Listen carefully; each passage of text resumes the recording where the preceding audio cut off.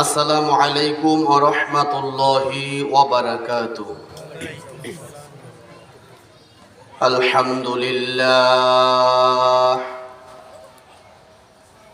আলহামদুলিল্লাহ নাহমাদুহু ওয়া নাস্তাঈনুহু ওয়া নাস্তাগফিরুহু ওয়া নু'মিনু বিহি ওয়া নাতাওয়াক্কালু আলাইহি ونعوذ بالله من شرور أنفسنا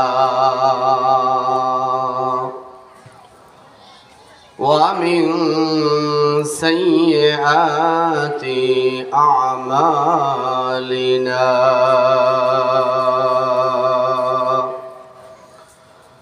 من يهد الله فلا مضل له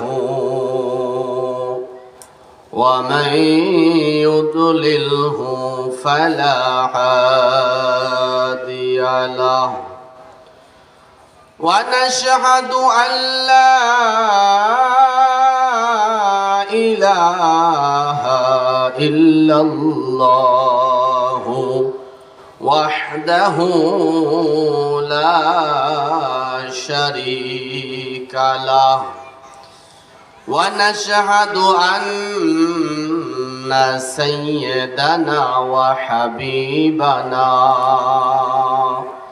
ومولانا محمدا عبده ورسوله الذي أرسله بالحق بشيرا ونذيرا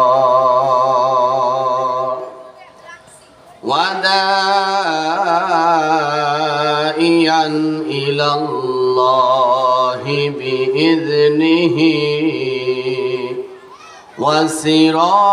وسراجا منيرا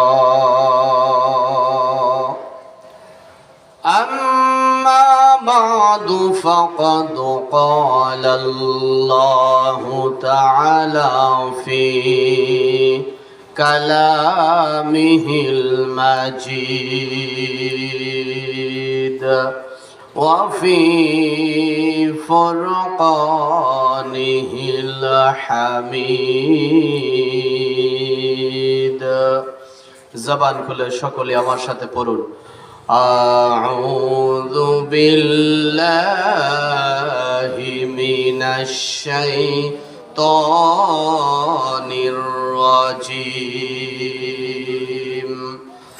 বিসমিল্লাহির রাহমানির রাহিম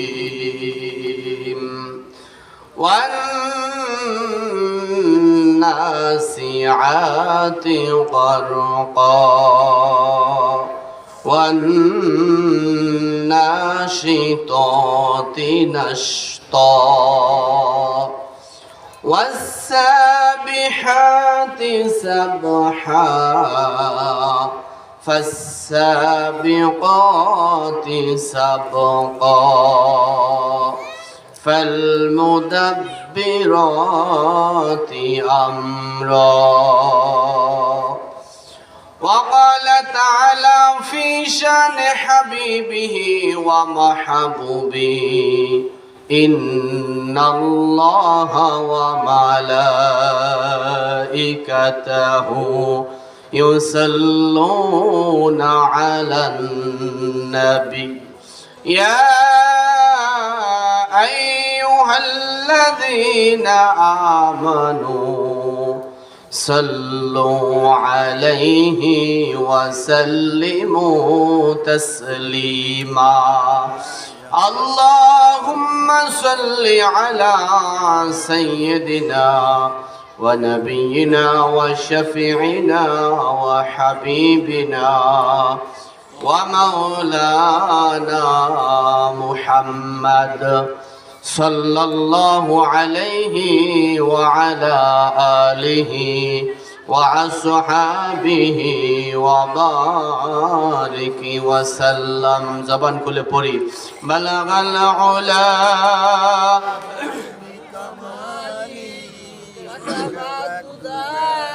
بجماله حسنة جميع خصاله صلوا عليه وآله لا إله إلا الله لا إله إلا الله لا إله إلا الله لا إله إلا الله لا إله إلا الله لا إله إلا الله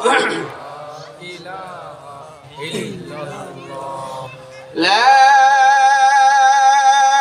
إله إلا الله محمد رسول الله صلى الله عليه وسلم পশ্চিম বামরাইল জান্নাতুল জরিনা নুরানি ও হাফিজিয়া মাদ্রাসা এবং এলাকাবাসীর যৌথ উদ্যোগে আয়োজিত আজকের এই দ্বিতীয় বার্ষিক ওয়াজ ও দোয়ার মাহফিলের মোহতারাম সম্মানিত আমার শ্রদ্ধেয় ব্যক্তিত্ব অত্র প্রতিষ্ঠানের সম্মানিত প্রতিষ্ঠাতা জনাব সৈয়দ মোহাম্মদ জাহাঙ্গীর হুসাইন, আজকের মাহফিলের প্রধান অতিথি, প্রধান আকর্ষণ, প্রধান বক্তা আলহাজ হযরত মাওলানা মির্জা আসাদুজ্জামান বেগ সাহেব, মোহতামিম ও খতিব মির্জা এনায়েতুল রহমান বেগ কমপ্লেক্স, রূপাতলী, বরিশাল।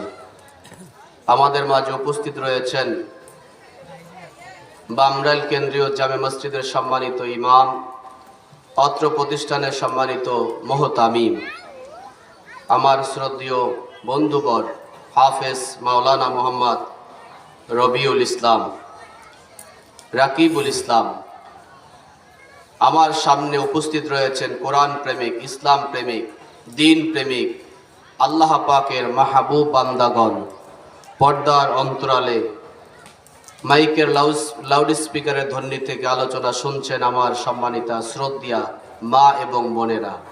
বিশেষ করে আমার শ্রদ্ধা আন্টি উপস্থিত রয়েছেন পর্দার অন্তরালে, জনাবা পারভিন জাহান। আমরা সকলেই আমাদের মহান স্রষ্টা রব্বুল আলামিনের দরবারে অন্তরের অন্তরস্থল থেকে কালিমাতু শুকর আদায় করছি যে মহান মালিক আল্লাহ সুবহানাহু ওয়া তাআলা আমাদেরকে এই দ্বীনি মার্কাজের উদ্যোগে আয়োজিত আজকের এই বার্ষিক ওয়াজ ও দোয়ার মাহফিলে জান্নাতের বাগিচার মধ্যে বিভিন্ন এলাকা থেকে, বিভিন্ন পাড়া মহল্লা থেকে একত্রিত করে দিয়েছেন কোরআনের নেসমতে। আল্লাহ সুবহানাহু ওয়া তাআলার দরবারে এর জন্য আমরা শুকরিয়া আদায় করছি, আলহামদুলিল্লাহ।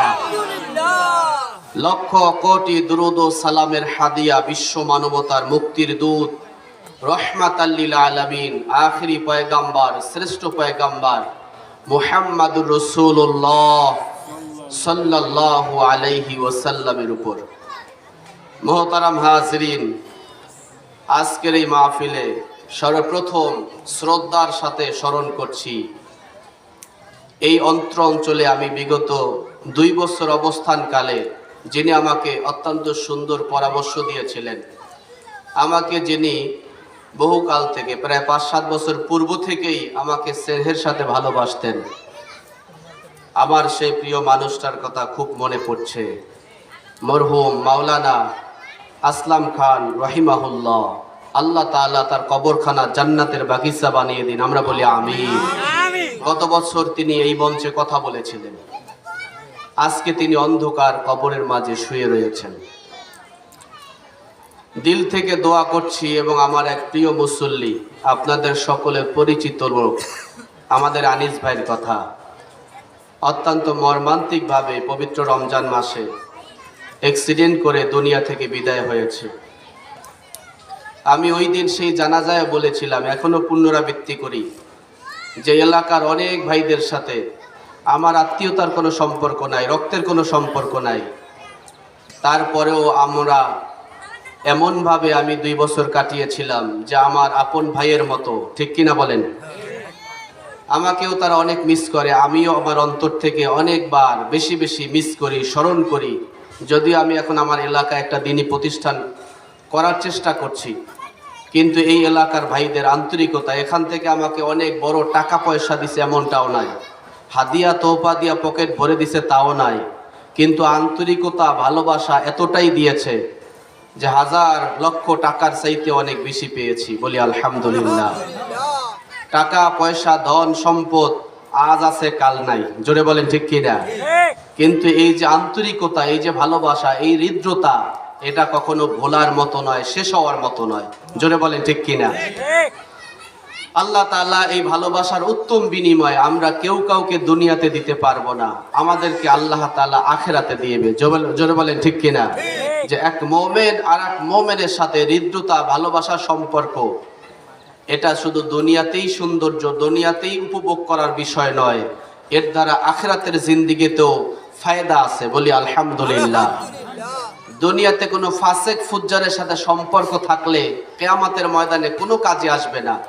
কিয়ামতের ময়দানে আপন ভাইয়ের কোনো উপকারে নাও আসতে পারে, কিন্তু ঈমানি ভাই, দ্বীনি ভাই, আল্লাহর জন্য যাকে মহাব্বত করা হয়েছে, আপনারা আমাকে যারা ভালোবাসেন একমাত্র আল্লাহর জন্য বাসেন, জোরে বলেন ঠিক কিনা? আমি আপনাদেরকে মহাব্বত করি, ভালোবাসি, দিলে দিলে মাঝে মাঝে স্মরণ হয় কথাগুলো, মানুষগুলোর কথা, টাকার বিনিময় নয়, রক্তের সম্পর্কের বিনিময় নয়, বিনিময় একমাত্র আল্লাহর সন্তুষ্টির জন্য, জোরে বলেন ঠিক কিনা? তো আমি সেই আমার প্রিয় ভাই আনিস বিশ্বাস, আল্লাহ তাআলা তার কবরখানা জান্নাতের বাগিচা বানায় দেন, আমরা বলি আমিন। মানুষ বলতেই গুনাহ করে, ভুল করে, কোনো মানুষ নিষ্পাপ নয়, জোরে বলেন ঠিক কিনা? একমাত্র নবী রাসূলগণ ছাড়া কেউই নিষ্পাপ নন, সবাই কম বেশি গুনাহগার। অতএব আমরা তাদের জন্য কিছু করতে পারবো না, কিন্তু অন্তর থেকে দোয়া করতে পারবো, ঠিক কিনা বলেন? এই দোয়া আমরা সব সময় করব, আল্লাহ তাআলা যেন এই 2 ব্যক্তিকে, আসলাম খান এবং আনিস ভাই, বিশেষ করে এই 2 মানুষটার জন্য আমি আপনাদের কাছে দোয়া চাই, আল্লাহ তাআলা যেন এই 2 মানুষটাকে জান্নাতের আলা মাকাম নসিব করে, আমরা বলি আমিন। আজকে একটা দ্বীনি প্রোগ্রাম, একটা মাহফিলের আয়োজন করা হয়েছে। এলাকার মধ্যে আরেকজন আল্লাহর বান্দি আব্দুল জলিল বিশ্বাস, তার দাদি মারা গিয়েছেন, দুনিয়া থেকে বিদায় হয়েছে, আল্লাহ তাআলা তার কবরখানাকেও জান্নাতের বাগিচা বানায় দেন, আমরা বলি আমিন।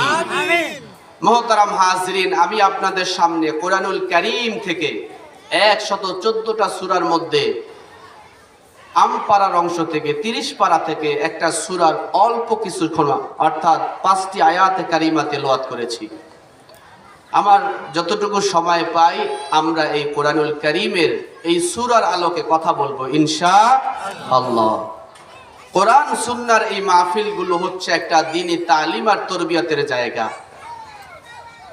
মাহফিল তো এখন অনেকটা হয়ে গেছে সচরাচর প্রথা, রেওয়াজ, কান সুখ হয়, দিল সুখ হয় না, অর্থাৎ সুললিত কণ্ঠে আলোচনা হয়, শ্রোতাও শুনে মুগ্ধ হয়, কিন্তু প্যান্ডেল থেকে বের হইলে যদি জিজ্ঞেস করে ভাই আজকের আলোচক কোন বিষয় নিয়ে আলোচনা করেছে, অনেক মানুষই সেটা বলতে পারবে না, জোরে বলেন ঠিক কিনা?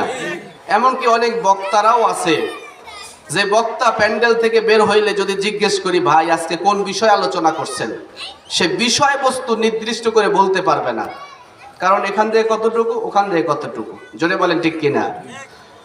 তো আমি আজকে যে বিষয় নিয়ে কথা বলবো সেটা হলো সূরা আন-নাজিয়াতের প্রথম 5 আয়াত থেকে আয়াত পড়ব, অর্থ করব, কিছু ব্যাখ্যা বিশ্লেষণ করব। ওই রকম কোরআনের তাফসীর করার মতো যোগ্যতা আমাদের নাই, এটা অনেক বড় বড় আলেমরা করেন, জোরে বলেন ঠিক কিনা? আমরা যতটুকু আমাদের ওস্তাদদের কাছ থেকে শিখতে পেরেছি ততটুকুই আমরা আলোচনা করতে পারবো, আর এই আলোচনাগুলো শুনতে হবে মনোযোগ সহকারে। দুনিয়াতে কোনো কিসসা, কাহিনী, ঘটনা বলার সাথে সাথে সওয়াব হবে, নেকি হবে, এমন কোনো প্রমাণ নাই। কি আছে? যদি কোনো ঘটনা, কোনো উদাহরণ, কোনো কিচ্ছা বলা হয়, তার মধ্যে যদি কোনো শিক্ষণীয় থাকে, উপদেশমালা থাকে, এই উপদেশ গ্রহণ করে যদি কেউ আমল করে, তাহলে ওই আমল করলে সওয়াব হবে। জোরে বলেন ঠিক কিনা? কিন্তু শুনলেই যে সওয়াব হবে, পড়লেই যে সওয়াব হবে, এমন প্রমাণ দলিল নাই। কিন্তু আল্লাহ সুবহানাহু ওয়া তাআলার কোরআনুল কারীম এমন একটা বিষয় যে আল্লাহর কোরআন বুঝি অথবা নাই বুঝি, আমল করি অথবা নাই করি, শুধু পড়লেই সাথে সাথে সওয়াব। বলি সুবহানাল্লাহ। তিনটা বস্তুর দিকে তাকায়া থাকলেও সওয়াব।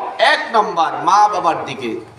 মা বাবা যদি কালো হয়, কুচ্ছিত হয়, গরিব হয়, রিক্সা চালক হয়, দিনমজুর হয়, তারপরেও যদি মায়ের দিকে বাবার দিকে রহমতের দৃষ্টিতে তাকায়া থাকি, আল্লাহ তাআলা আমল নামায় নেকি লিখতে থাকবে। সুবহানাল্লাহ। আমার মুসলমান ভাইরা রে, আর একটা বিষয়, দুই নাম্বার, এক নাম্বার মা বাবার দিকে তাকায় থাকলেও সওয়াব। দুই নাম্বার, আল্লাহ সুবহানাহু ওয়া তাআলার খানায়ে কাবা, যেটা কালো গিলাফ দ্বারা জড়ানো, খুব চাকচিক্যময় নয়, কালো গিলাফ জড়ানো, ওই আল্লাহ তাআলার ঘরের দিকে তাকায়া থাকলেও সওয়াব। বলি সুবহানাল্লাহ।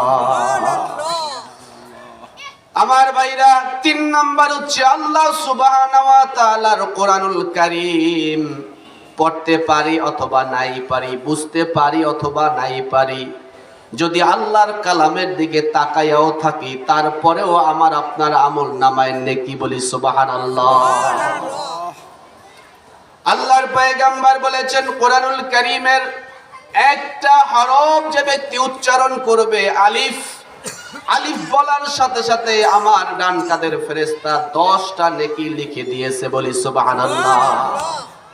কোটিবারও যদি আব্দুল কাদের জিলানীর নাম নেই, বড় পীরের নাম নেই, নিতে নিতে ফেনা বানাইলেও আমল নামায় নেকি লেখা হবে এমন প্রমাণ নাই। জোরে বলেন ঠিক কিনা?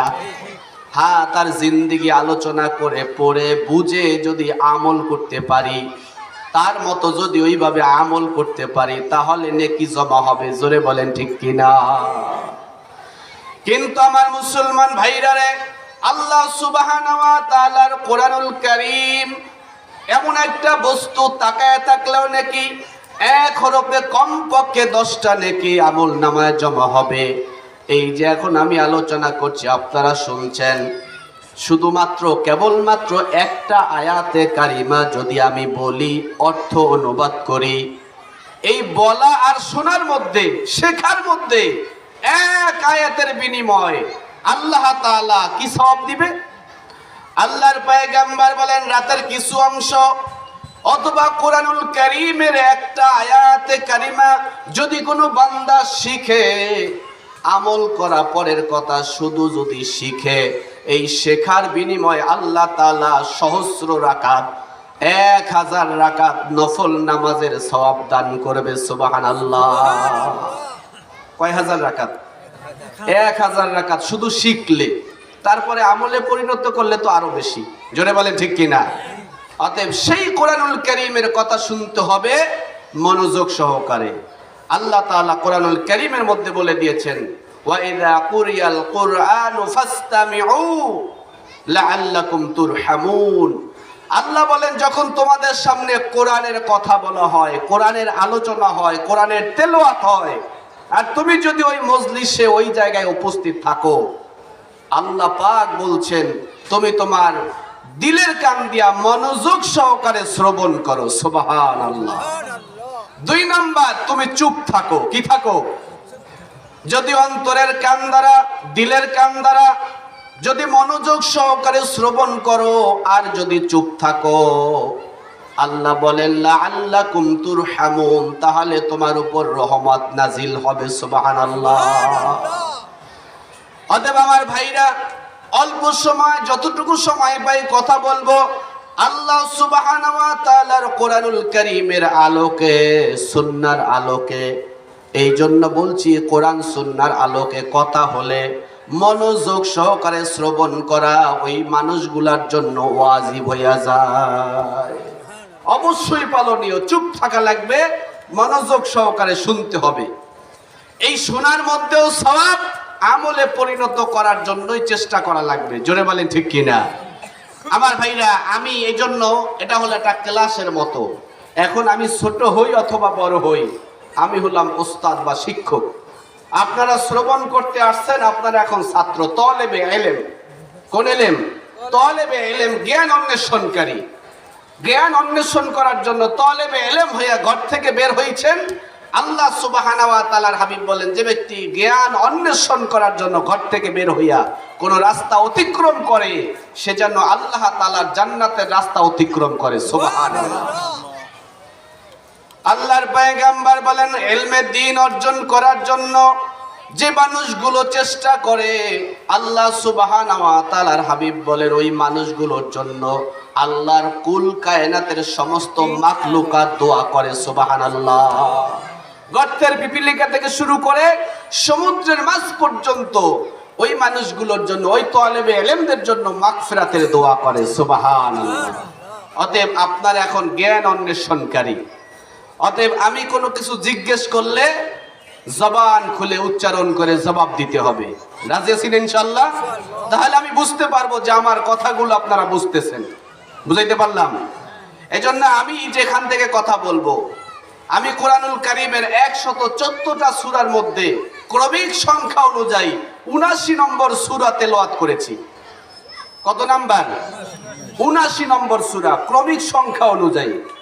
সূরাটার নাম হচ্ছে সূরা আন-নাজিআত। কোন সূরা? সূরা আন-নাজিআত। এই সূরা আন-নাজিআতের মধ্যে আয়াত সংখ্যা রয়েছে 46টি। আয়াত সংখ্যা কত?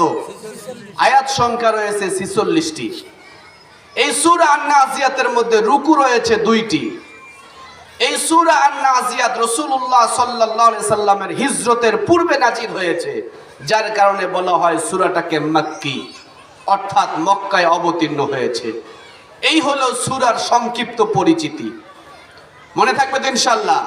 এবার আমি প্রশ্ন করব, বলেন সূরার ক্রমিক সংখ্যা অনুযায়ী কত নাম্বার? ৭৯ নাম্বার। কত নাম্বার? ৭৯ নাম্বার। সূরাটার নাম কি?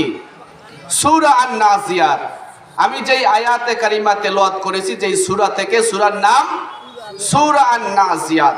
এই যে সূরা আন-নাজিআত শব্দটা উচ্চারণ করেছেন, এই নাজিয়াত শব্দের মধ্যে, এই শব্দটার মধ্যে যতগুলো হরফ আছে, প্রত্যেকটা হরফের বিনিময়ে আমল নামায় ডান কাঁধের ফেরেশতা 10 করে নেকি লিখে দিয়েছে। বলি সুবহানাল্লাহ। কি দিয়েছেন?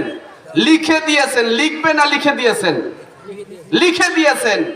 আমার আমলের কথা, আল্লাহর এই কোরআনের কথা বলতে দেরি হবে, আমল নামায় ডান কাঁধের ফেরেশতা লিখতে দেরি করবে না। সুবহানাল্লাহ। এটাই আমাদের বিশ্বাস, এটাই আমাদের ঈমান, যে আমি বলার সাথে সাথেই কিন্তু লেখা শুরু। এটা বাকিতে না যে লিখবে। আমি আমল করেছি, সুবহানাল্লাহ বলেছি, সাথে সাথে আমার ডান কাঁধের ফেরেশতা আমলে লিখে দিয়েছেন। বলেন সুবহানাল্লাহ। আমার ভাইরা, তাহলে আমি যে সূরাটা পড়েছি, এই সূরার প্রথম 5 আয়াত তেলাওয়াত করেছি। সূরা আন-নাজিয়াতের প্রথম 5টি আয়াত তেলাওয়াত করেছি। এই সূরাটা হচ্ছে মক্কি সূরা। সূরার মধ্যে মোট 46টি আয়াত রয়েছে, রুকু রয়েছে 2টি। এই 5 আয়াতের মধ্যে আল্লাহ সুবহানাহু ওয়া তাআলা 5 দল ফেরেশতাদের কসম করে কথা বলেছেন। কয় দল? 5 আয়াতে 5 দল ফেরেশতার কসম করে বলেছেন আল্লাহ পাক কথা। কসম কেন করেছেন? আমাদেরকে গুরুত্ব বুঝাবার জন্য। কারণ মানুষ কসম করার ক্ষেত্রে খুব পাণ্ডিত্য। জোরে বলেন ঠিক কিনা? কসম করে কোনো কথা বললে মানুষ ওটাকে তাড়াতাড়ি বিশ্বাস করে এবং ওইটা গুরুত্ব দেয়। জোরে বলেন ঠিক কিনা? এই জন্য আল্লাহ তাআলা কোরআনুল কারীমের অনেক আয়াতে কারিমার মধ্যে কসম করে করে সামনের কথা বলেছেন। তা আমি যে আয়াতে কারিমা তেলাওয়াত করেছি সূরা আন-নাজিয়াতের প্রথম 5 আয়াত, এই 5 আয়াতের মধ্যেও আল্লাহ তাআলা 5 দল ফেরেশতাদের কসম করে কথা বলেছেন। বলি সুবহানাল্লাহ। আমার মুসলমান ভাইরা, আল্লাহ সুবহানাহু ওয়া তাআলা বলেন, ওয়ান নাজিআতি গরকা ওয়ান নাশিতাতি নাশতা ওয়াস সাবিহাতি সাবহা ফাসসাবিকাতি সাবকা ফালমুদাব্বিরাতি আমরা। বলি আল্লাহু আকবার। আল্লাহ সুবহানাহু ওয়া তাআলা বলেন, ওয়ান্নাজিআতি গরকা। আল্লাহ পাক বলেন, যখন জাহান্নামীরা মুমূর্ষু অবস্থায় পড়ে যাবে, আর জাহান্নামীদের রূহ কবজ করার জন্য জাহান্নামী একদল নির্মম ফেরেশতারা আগমন করবে। যেই জাহান্নামীদের রূহ কবজ করার জন্য যেই একদল ফেরেশতারা, নির্মম হৃদয়ের একদল ফেরেশতারা যারা আগমন করবে, আল্লাহ পাক ওই একদল ফেরেশতার কসম করেছেন, বলি সুবহানাল্লাহ। আমার ভাইরা, দুনিয়াতে আমরা আজকে আছি, এমন একটা দিন আসবে আমরা কেউ থাকবো না। জন্ম যখন একবার হয়েছে, মৃত্যু অবশ্যই আমাদের একদিন আসবে। জোরে বলেন ঠিক কিনা? দুনিয়াতে আমরা বহু দলে রয়েছি, বহু মতে রয়েছি। আমরা দুনিয়াতে কেউ কোনো মানুষ এক দলের না, বিভিন্ন দলের মানুষ। জোরে বলেন ঠিক কিনা? কিন্তু মৃত্যুর বিছানায় যখন পড়ে যাব এবং হাসুরের ময়দানে, কিয়ামতের ময়দানে যেদিন আল্লাহর আদালতে দাঁড়িয়ে যাব, পরকালের জিন্দেগিতে হাসরের ময়দানে মানুষগুলো বিভিন্ন দল আর মতের হবে না। দুনিয়ার সমস্ত মানুষগুলা দুই দলে ভাগ হইয়া যাবে। জোরে বলেন ঠিক কিনা? দল হবে দুইটা, এক দল জান্নাতি আর এক দল জাহান্নামী। জোরে বলেন ঠিক কিনা? দুনিয়াতে দলেরও শেষ নাই, মতেরও শেষ নাই। জোরে বলেন ঠিক কিনা? সকলের মধ্যেই আলেম যারা আছি আমরা, আমাদের মধ্যেও এক দলের মানুষ না। জোরে বলেন ঠিক কিনা? হুজুর এক দলের? হুজুরদের মধ্যে দল আছে না নাই? অভাব নাই দলের। হুজুর ছাড়া তো আছেই, হুজুরদের মধ্যেও আলেমদের মধ্যেও বহু দলে আছে। কিন্তু পরকালের দিনে সমস্ত মানুষই দুই ভাগে ভাগ হওয়া লাগবে। জোরে বলেন ঠিক কিনা? আর দুনিয়াতে বিভিন্ন দলের আর মতের হওয়া এটা স্বাভাবিকভাবে দোষের না। দুনিয়ায় এটা নিজাম, বিভিন্ন দলের হবে, বিভিন্ন মতের হবে। কিন্তু আমাদের মধ্যে, বিশেষ করে মুসলমানদের মধ্যে দল মত হতে পারে, এটা দোষের বিষয় নয়। কিন্তু আমাদের মধ্যে একতা না থাকা, একতাবদ্ধ না থাকা, হৃদ্রতা না থাকা, একজন আরেকজনের সাথে ভালোবাসা, হৃদ্রতার সম্পর্ক না থাকা, এটা হলো দোষণীয়। জোরে বলেন ঠিক কিনা? আপনার একটা মত থাকতে পারে, আমার একটা মত থাকতে পারে, এটা দোষের বিষয় নয়, এটা শত্রুতার বিষয় হতে পারে না। আমার আপনার মধ্যে মতের অমিল থাকতে পারে, কিন্তু আমার মধ্যে আপনার মধ্যে হৃদ্রতা, মহাব্বত থাকা লাগবে। জোরে বলেন ঠিক কিনা? যেহেতু আমাদের গোড়া এক। জোরে বলেন ঠিক কিনা? যেমন উদাহরণ দেয় আমার উস্তাদ, একজনে উদাহরণ দেয়, যেমন এই যে আমার হাত, এই হাতটার মধ্যে 5টা আঙ্গুল আছে, আছে না? এই 5 আঙ্গুল এক সাইজের না, এক সাইজের, একটা ছোট একটা বড়, একটা চিকন একটা মোটা। জোরে বলেন ঠিক কিনা? আবার দুইটা একসাথে না, পাশাপাশি ফাঁকা আছে, একটু দূরত্ব আছে, আছে না নাই? এই 5 আঙ্গুল এক সাইজের না, এক মানে মোটা কোনোটা, কোনোটা চিকন, কোনোটা বড়, কোনোটা ছোট, এবং একটা আরেকটার মধ্য থেকে একটু কিছু ফাঁকা আছে, আছে না নাই? দূরত্ব আছে। কিন্তু আমি যদি কোনো কিছু ধরতে যাই অথবা কিছু খাইতে যাই, তাহলে এই 5 আঙ্গুল কাজ করে কি করে না? কথা বলেন, করে কি করে না? এই 5 আঙ্গুল একসাথে আপনাকে সহযোগিতা করে কি করে না? কেন করে? কারণ গোড়া এক। কথা বলেন না, কি এক? গোড়াটা কি এক। এই জন্য 5 আঙ্গুল যদিও ছোট হয়, বড় হয়, চিকন হয়, মোটা হয়, একটা আর একটা থেকে দূরত্ব হয়, কিন্তু আমার প্রয়োজনে 5 আঙ্গুল একসাথে কাজ করে। বলেন সুবহানাল্লাহ।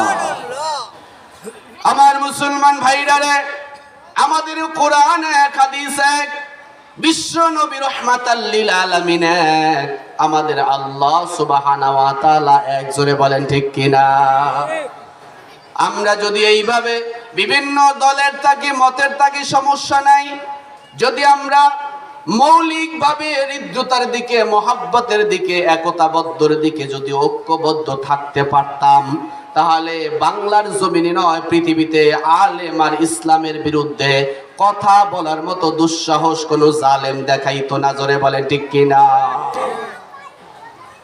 অথচ আমার ভাইরা, শুধু আলেমদের নয়, আল্লাহ সম্পর্কে, রসুল সম্পর্কে, ইসলাম সম্পর্কেও বাজে মন্তব্য করার মতো মানুষ দুনিয়াতে আছে না নাই? জোরে বলেন, আছে না নাই? এটা যদি আমরা ঐক্যবদ্ধ থাকতাম আল্লাহর ব্যাপারে, রসুলের ব্যাপারে, কোরআন সুন্নাহর ব্যাপারে, ইসলামের ব্যাপারে, যখন ফাসিক আর ফুজ্জারেরা যখন বাজে মন্তব্য করে, কটাক্ষ করে, তুচ্ছ-তাচ্ছিল্য করে, কটূক্তি করে, তখন যদি আমরা যেই দলের হই না কেন, মতের হই না কেন, সবাই যদি ঐক্যবদ্ধভাবে হুঙ্কার ছাড়তাম, ঐক্যবদ্ধভাবে যদি প্রতিবাদ করি, তাহলে ওই কোনো জালেমরা আর কোনো দিন দুঃসাহস দেখাইতে পারতো না আল্লাহ বিরোধী, রসুল বিরোধী, ইসলাম বিরোধী কথা বলতে। জোরে বলেন ঠিক কিনা? আমার মুসলমান ভাইরারে, একটা ঘটনা অল্প সময় বলে দেই। আল্লাহর পয়গম্বর বিশ্ব নবী রাহমাতাল লিল আলামিন বলেছেন, আরহামু উম্মতি বি উম্মতি আবু বকর, আমার উম্মতের মধ্যে সবচাইতে কোমল আর নরম হৃদয়ের মানুষ হলেন হযরতে আবু বকর সিদ্দিক রাদিয়াল্লাহু তাআলা আনহু। এই আবু বকর সিদ্দিক রাদিয়াল্লাহু তাআলা আনহু একদিন রাস্তা দিয়ে অতিক্রম করতেছেন, প্রতিমধ্যে দেখতে পাইলেন একজন ইহুদি পণ্ডিত, নাম তার ফিনহাস। নাম কি? ইহুদি একজন বড় পণ্ডিত, ফিনহাস নামে একজন ইহুদি পণ্ডিত। তার খানকার মধ্যে অথবা তার আস্তানার মধ্যে কিছু ইহুদিদেরকে দিক নির্দেশনা দিচ্ছে, পরামর্শ দিচ্ছে, কোনো কিছুর তালিম দিচ্ছে। হযরত আবু বকর সিদ্দিক রাদিয়াল্লাহু তাআলা আনহু তার পাঠশালার মধ্যে প্রবেশ করলেন। পাঠশালার মধ্যে প্রবেশ করে ওই ইহুদি পণ্ডিতকে ডাক দিয়া বললেন, হে ফিনহাস, তুমি তো বড় আলেম, তুমি তো পণ্ডিত, তুমি তো আমার আল্লাহ ব্যাপারে এবং রসুলের ব্যাপারে, কোরআনের ব্যাপারে তোমার জ্ঞান আছে, জানা শোনা আছে। অতএব আমি তোমাকে দাওয়াত দিচ্ছি, তোমাকে আমি আহ্বান করছি।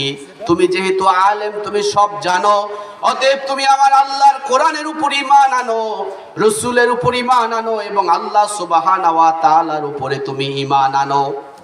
এই দাওয়াত হযরতে আবু বকর ফিনহাসকে দিলেন, ইহুদি পণ্ডিতকে। আমার মুসলমান ভাইরারে, কিন্তু এই ইহুদি পণ্ডিত এমন একটা বাজে মন্তব্য করে বসলো, যেই মন্তব্য কোনো সাধারণ ইহুদিদের মুখেও শোভা পায় না, এমন একটা মন্তব্য করে বসলো। এই ইহুদি পণ্ডিত ফিনহাস ডেকে বললেন, ইহুদি পণ্ডিত ডাক দিয়া বললেন, হে আবু বকর, তুমি কিসের আমাকে দাওয়াত দিচ্ছ? কোন আল্লাহর দাওয়াত দিচ্ছ? কোন আল্লাহর প্রতি ঈমান আনতে আমাকে দাওয়াত দিচ্ছ?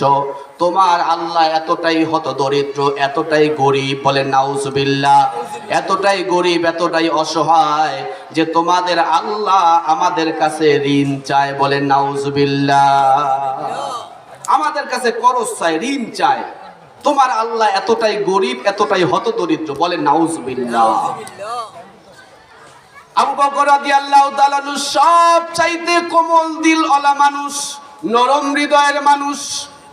তা সত্ত্বেও আবু বকরের সামনে যখন আল্লাহ সম্পর্কে এই ইহুদি পণ্ডিত এত বড় বাজে মন্তব্য করে বসলো, হযরত আবু বকর সিদ্দিক রাদিয়াল্লাহু তাআলা আর সে আর হাম থাকতে পারলেন না। সে আসাদ হয়ে গেলেন, কঠিন হয়ে গেলেন, এমন কঠিন হয়ে গেলেন, এমন কঠিন হয়ে গেলেন যে তার সামনে কারা আছে চিন্তাও করেন নাই যে এখন যদি আমি এই ইহুদি পণ্ডিতকে আক্রমণ করি, এই ইহুদি পণ্ডিতের সাথে অনেক সাথী সাগরেতা রয়েছে, আমি একা তাকে আক্রমণ করলে তারা সবাই মিলে আমাকে হামলা করতে পারে, এমন চিন্তাও সে করলেন না। এতটাই কঠিন হয়ে গেলেন, এতটাই রাগ আর গোসা হয়ে গেল। আল্লাহ সম্পর্কে এত বাজে মন্তব্য শোনার পরে সাথে সাথে ওই ইহুদি পণ্ডিত ওই ফিনহাসের গালের মধ্যে, শরীরের মধ্যে আঘাতের পর আঘাত শুরু করে দিলেন, বলেন আল্লাহু আকবার।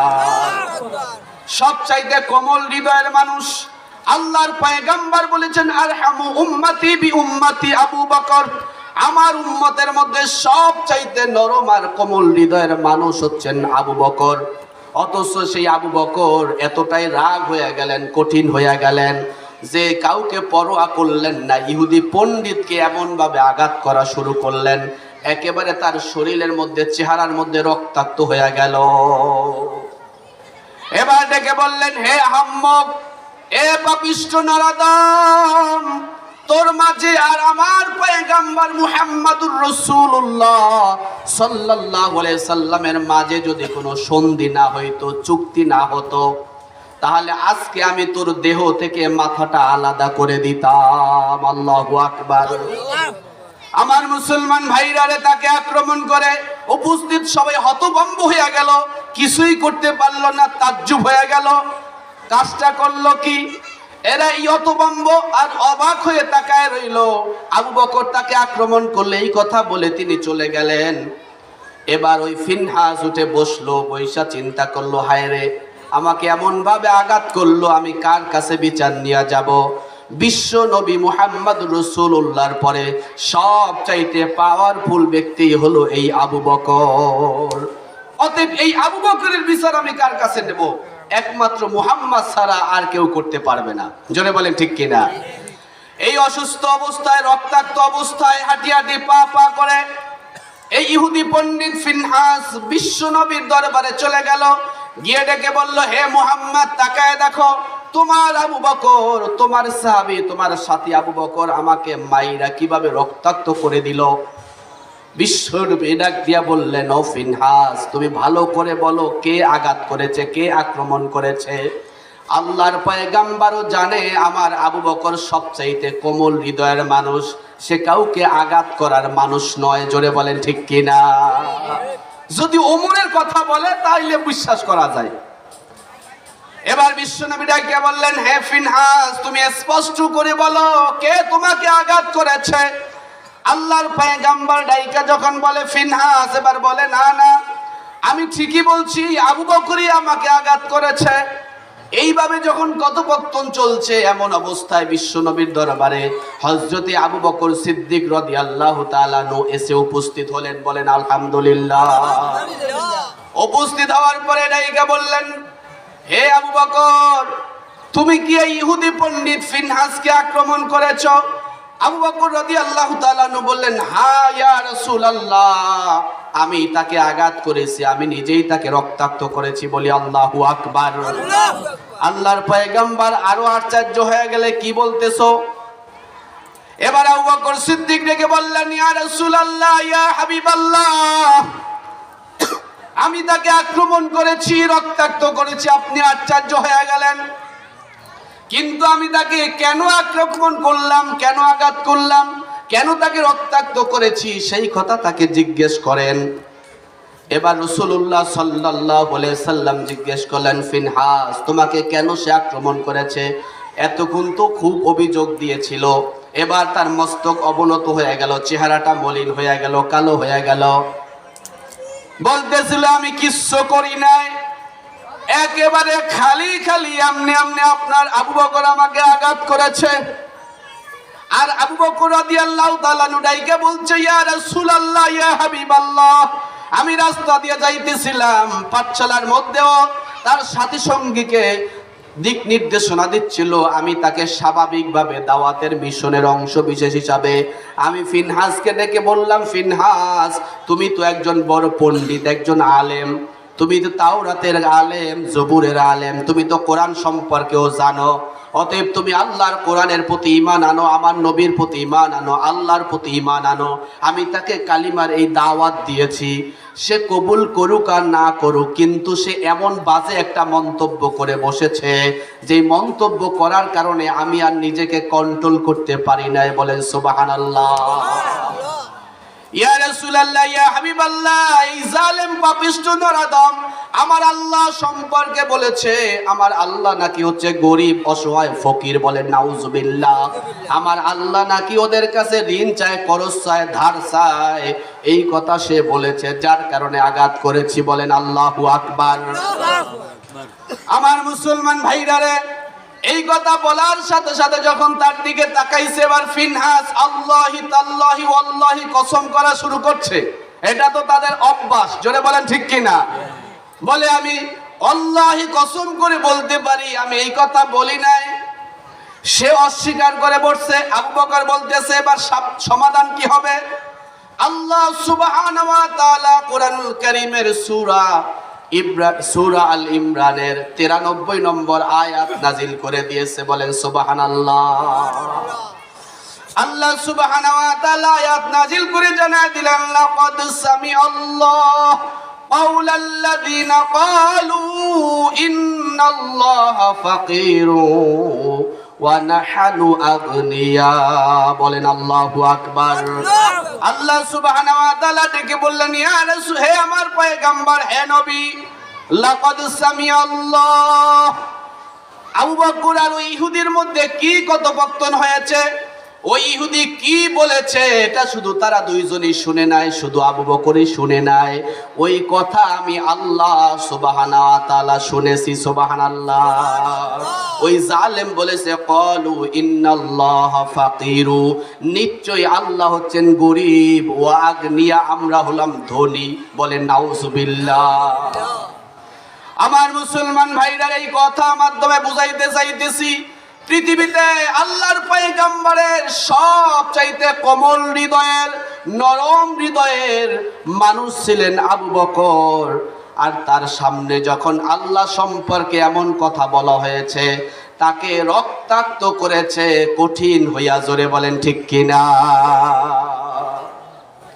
আমার মুসলমান ভাইরা রে, এরকম আল্লাহ সম্পর্কে বাজে মন্তব্যকারী, ইসলাম সম্পর্কে, কোরআন সম্পর্কে, ইসলামের বিধান সম্পর্কে বাজে মন্তব্য করার মানুষ এই বাংলাদেশেও আছে না নাই? জোরে বলেন আছে না নাই? আপনারা জানেন কিছুদিন আগে আউল ফাউল নামে, আবুল সরকার নামে এক নরাদম পাপিষ্ট নাস্তিক কি বলেছে, যে আল্লাহর কথা মুখ দিয়া বলে না পিছন দিয়া বলে আমি জানি না। বলে নাউজুবিল্লাহ। আল্লাহর কথা কি আল্লাহ মুখ দিয়া বলে না পাছা দিয়া বলে আমার বুঝে আসে না। বলেন নাউজুবিল্লাহ। এই জালেম রে যখন গ্রেফতার করেছে পুলিশ, ওই এলাকার তৌহিদি জনতা রাগান্বিত হইয়া, ইমানি চেতনায় উজ্জীবিত হইয়া ওই জালেমদের, ওই নাস্তিকদের আস্তানা যখন ঘুরাইয়া দিয়েছে, আর এক দল মানুষ, আর এক দল নেতা নেত্রী, জ্ঞান পাপী বুদ্ধিজীবীরা ওদের জন্য মায়া কান্না শুরু করেছে। জোরে বলেন ঠিক কিনা? ওদের জন্য মায়া কান্না শুরু করেছে। ওরা বাক স্বাধীনতার কথা বলে, ইসলামের বিরুদ্ধে কথা বলে, আল্লাহর বিরুদ্ধে কথা বলে, এটাই নাকি তাদের বাক স্বাধীনতা। বলেন নাউজুবিল্লাহ।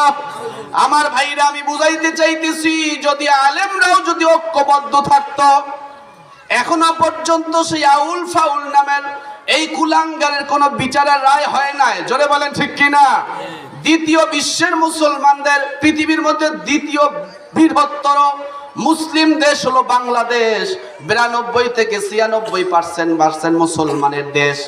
এত সংখ্যক, এত ওলামা, এত মসজিদ মাদ্রাসা থাকার পরেও বলেন তো, ইসলাম বিরোধী কথা, আল্লাহ বিরোধী কথা, আল্লাহকে নিয়ে কটূক্তি করা বাংলাদেশে চলে কি চলে না? আমাদের দিল কি ওই আবু বকরের চাইতেও নরম? জোরে বলে নরম? নরম না। কিন্তু আমাদের সমস্যা হলো আমাদের মধ্যে একতাবদ্ধ নাই। ওই যে বললাম, হাতের গোড়া যেভাবে এক, 5 আঙ্গুল ছোট হোক বড় হোক, কাজের সময় কিন্তু সমর্থন করে, সহযোগিতা করে। কিন্তু আমাদের কোরআন এক, আমাদের আল্লাহ এক, আমাদের হাদিস এক, আমাদের বাইতুল্লাহ খানায় কাবা এক, কিন্তু তারপরেও আমাদের মধ্যে ঐক্যবদ্ধতা নাই। জোরে বলেন ঠিক কিনা? আমি বলছিলাম, মত থাকতে পারে, পথ থাকতে পারে, দল থাকতে পারে, এটা দোষণীয় নয়, কিন্তু আল্লাহ সম্পর্কে, কোরআন সম্পর্কে, ইসলাম সম্পর্কে, কাবা সম্পর্কে, আল্লাহ সুবহানাহু ওয়া তাআলার ফরজিয়াত বিধানের ক্ষেত্রে আমাদের মধ্যে ঐক্যবদ্ধতা আছে না নাই? জোরে বলেন ঠিক কিনা? আমার ভাইরা, যদি আমরা এরকম ঐক্যবদ্ধ থাকতে পারতাম, আমাদের মধ্যে হৃদ্রতা থাকতো, একতাবদ্ধ থাকতো, তাহলে মাঝে মাঝে কিছু নাস্তিক আর মুরতাদেরা এরকম কথা বলার সাহস করতো না। জোরে বলেন ঠিক কিনা? এই যে কিছুদিন আগে এক বর্তমান 91 দলের নেতা, 91 নেতা গজাইছে, সে বলছে হেজাব পরা মহিলাদের ইহুদিদের সংস্কৃতির সাথে তুলনা করেছে। বলি নাউজুবিল্লাহ। পর্দা করে, এটা কোনো আলেমদের বিধান না আল্লাহর বিধান? কথা বলেন, কার বিধান?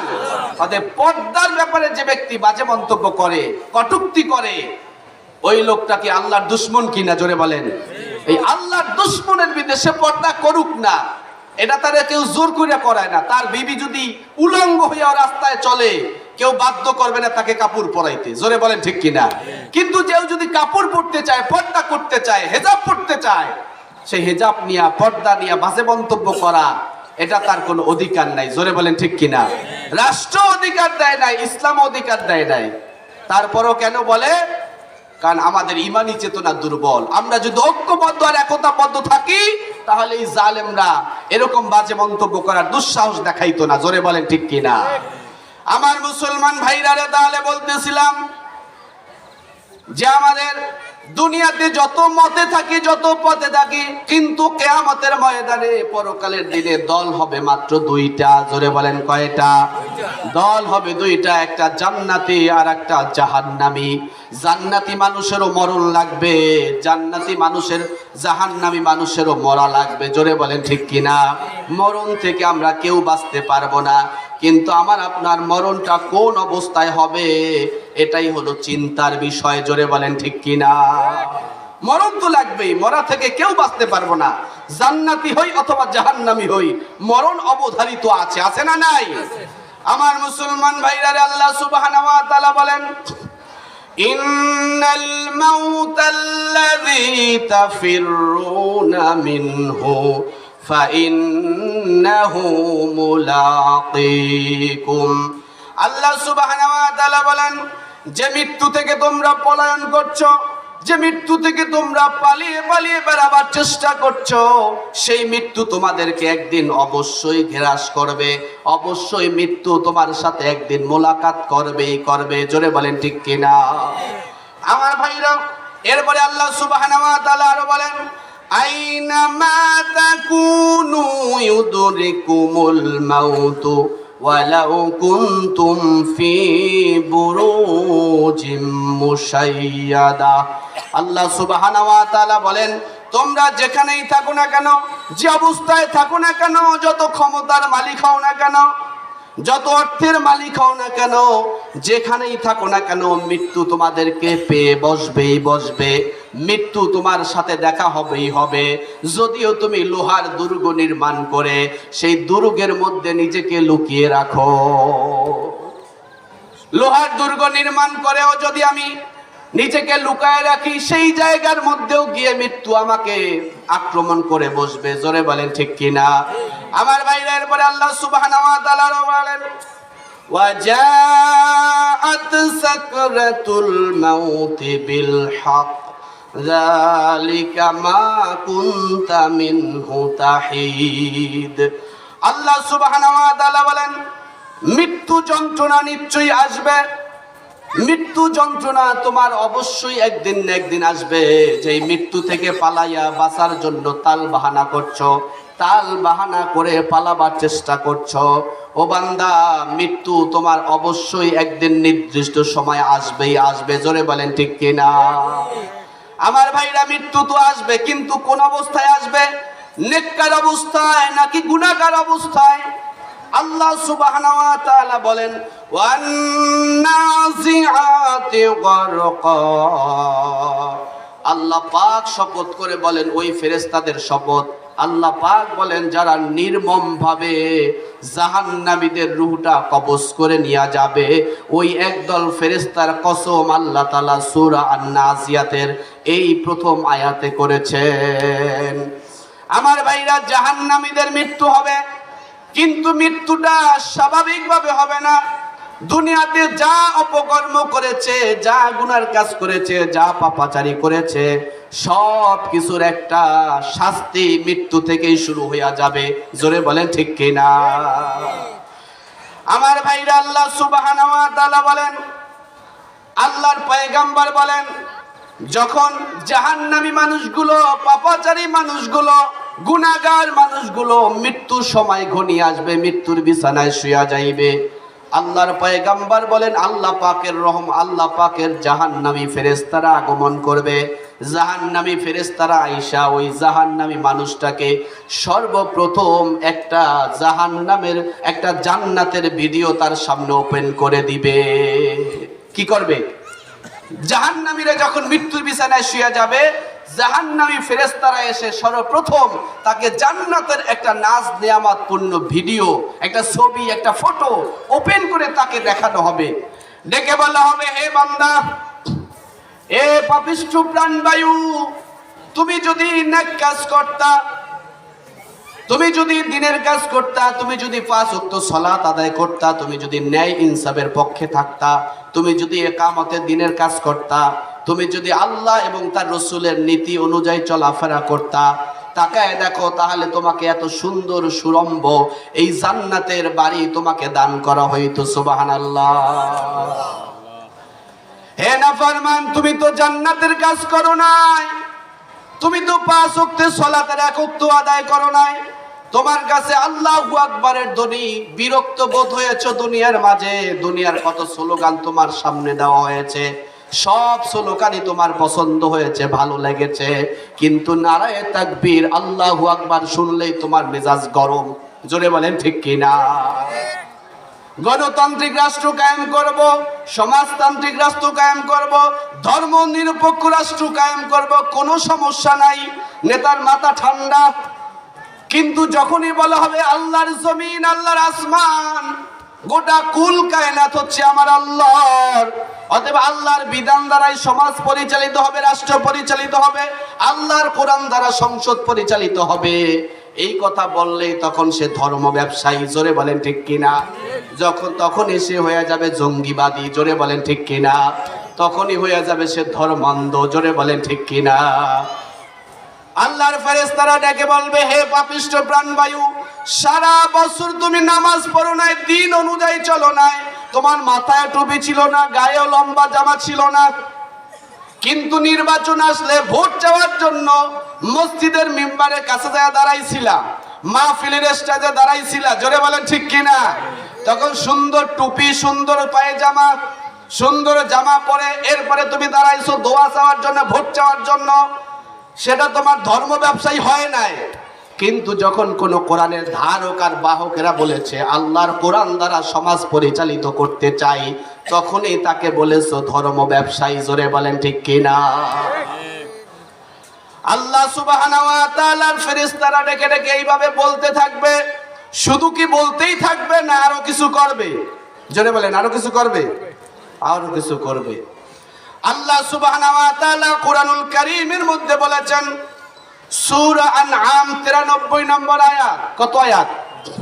সূরা আনআমের 93 নম্বর আয়াতে বলেছেন, এই পাপাচারী, জালেম, ফাসিক, ফুজ্জাররা যখন মৃত্যুর বিছানায় শুয়ে যাবে তখন তাদের হালত আর অবস্থাটা কি হবে? কি এমনি এমনি জান কবজ হয়ে যাবে? এত সোজা না। আল্লাহ সুবহানাহু ওয়া তাআলা বলেন, ওয়ালাউ তারা ইযিজ যালিমুনা ফি গামারাতিল মাউতি ওয়াল মালাইকাতু বাসিতু আইদিহিম। আল্লাহ সুবহানাহু ওয়া তাআলা বলেন, হে নবী, আপনি যদি দেখতেন পাপাচারী জালেমরা যখন মৃত্যুর বিছানায় শুয়ে যাবে, অন্যায়কারী জালেমরা যখন মৃত্যুর যন্ত্রণায় ছটপট ছটপট করতে থাকবে, তখন আল্লাহ পাকের একদল ফেরেশতারা তার কাছে আগমন করে ডাইকা বলবে, হে পাপিষ্ঠ, হে প্রাণবায়ু। আল্লাহর ফেরেশতারা ডেকে বলবে, তোর হাত দ্বারা আখরিজু আনফুসাকুম, আখরিজু বের করে দাও, আনফুসাকুম তোমার নফসকে, তোমার আত্মাকে, তোমার দেহ থেকে, তোমার দেহ থেকে তোমার রূহটা বের করে আইদিহিম বাসিতু আইদিহিম আমাদের হাতে দিয়ে দাও। আল্লাহু আকবার। কারাটা কে বলবে?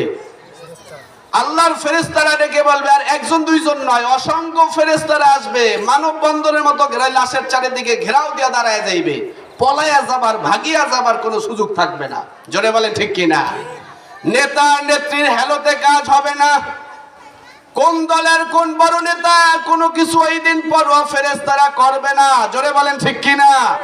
আল্লাহর ফেরেশতারা ডেকে বলবে, হে জালেম, অনেক জুলুম দুনিয়ার মাঝে করেছিলা, এমন কোন জুলুম নাই দুনিয়াতে তুমি করো নাই, এমন কোন পাপ নাই যা তুমি করো নাই, সব করেছো। এবার আমাদের হাত থেকে তোমাকে কেউ বাঁচাইতে পারবে না। ও জালেম, আখরিজু বের করে দাও আনফুসাকুম, বের করে দাও তোমার হাত দিয়া, তোমার দেহ থেকে রূহটা, যেই হাত দ্বারা দুনিয়ার মানুষের উপরে জুলুম করেছিলা, অত্যাচার করেছিলা, অবিচার করেছিলা, ক্ষমতা পাইয়াই গরিব অসহায়ের গালের মধ্যে, গায়ের মধ্যে আঘাত করতে দ্বিধাবোধ করো নাই। যেই হাত দ্বারা তুমি মানুষের উপর জুলুম করেছিলা, ওই হাত দ্বারাই তোমার দেহ থেকে রূহটা বের করে আমাদের হাতে দিয়ে দাও। আল্লাহু আকবার। কারা বলবে? আল্লাহর ফেরেশতারা এইভাবে বলতে থাকবে। কেন বলতে থাকবে?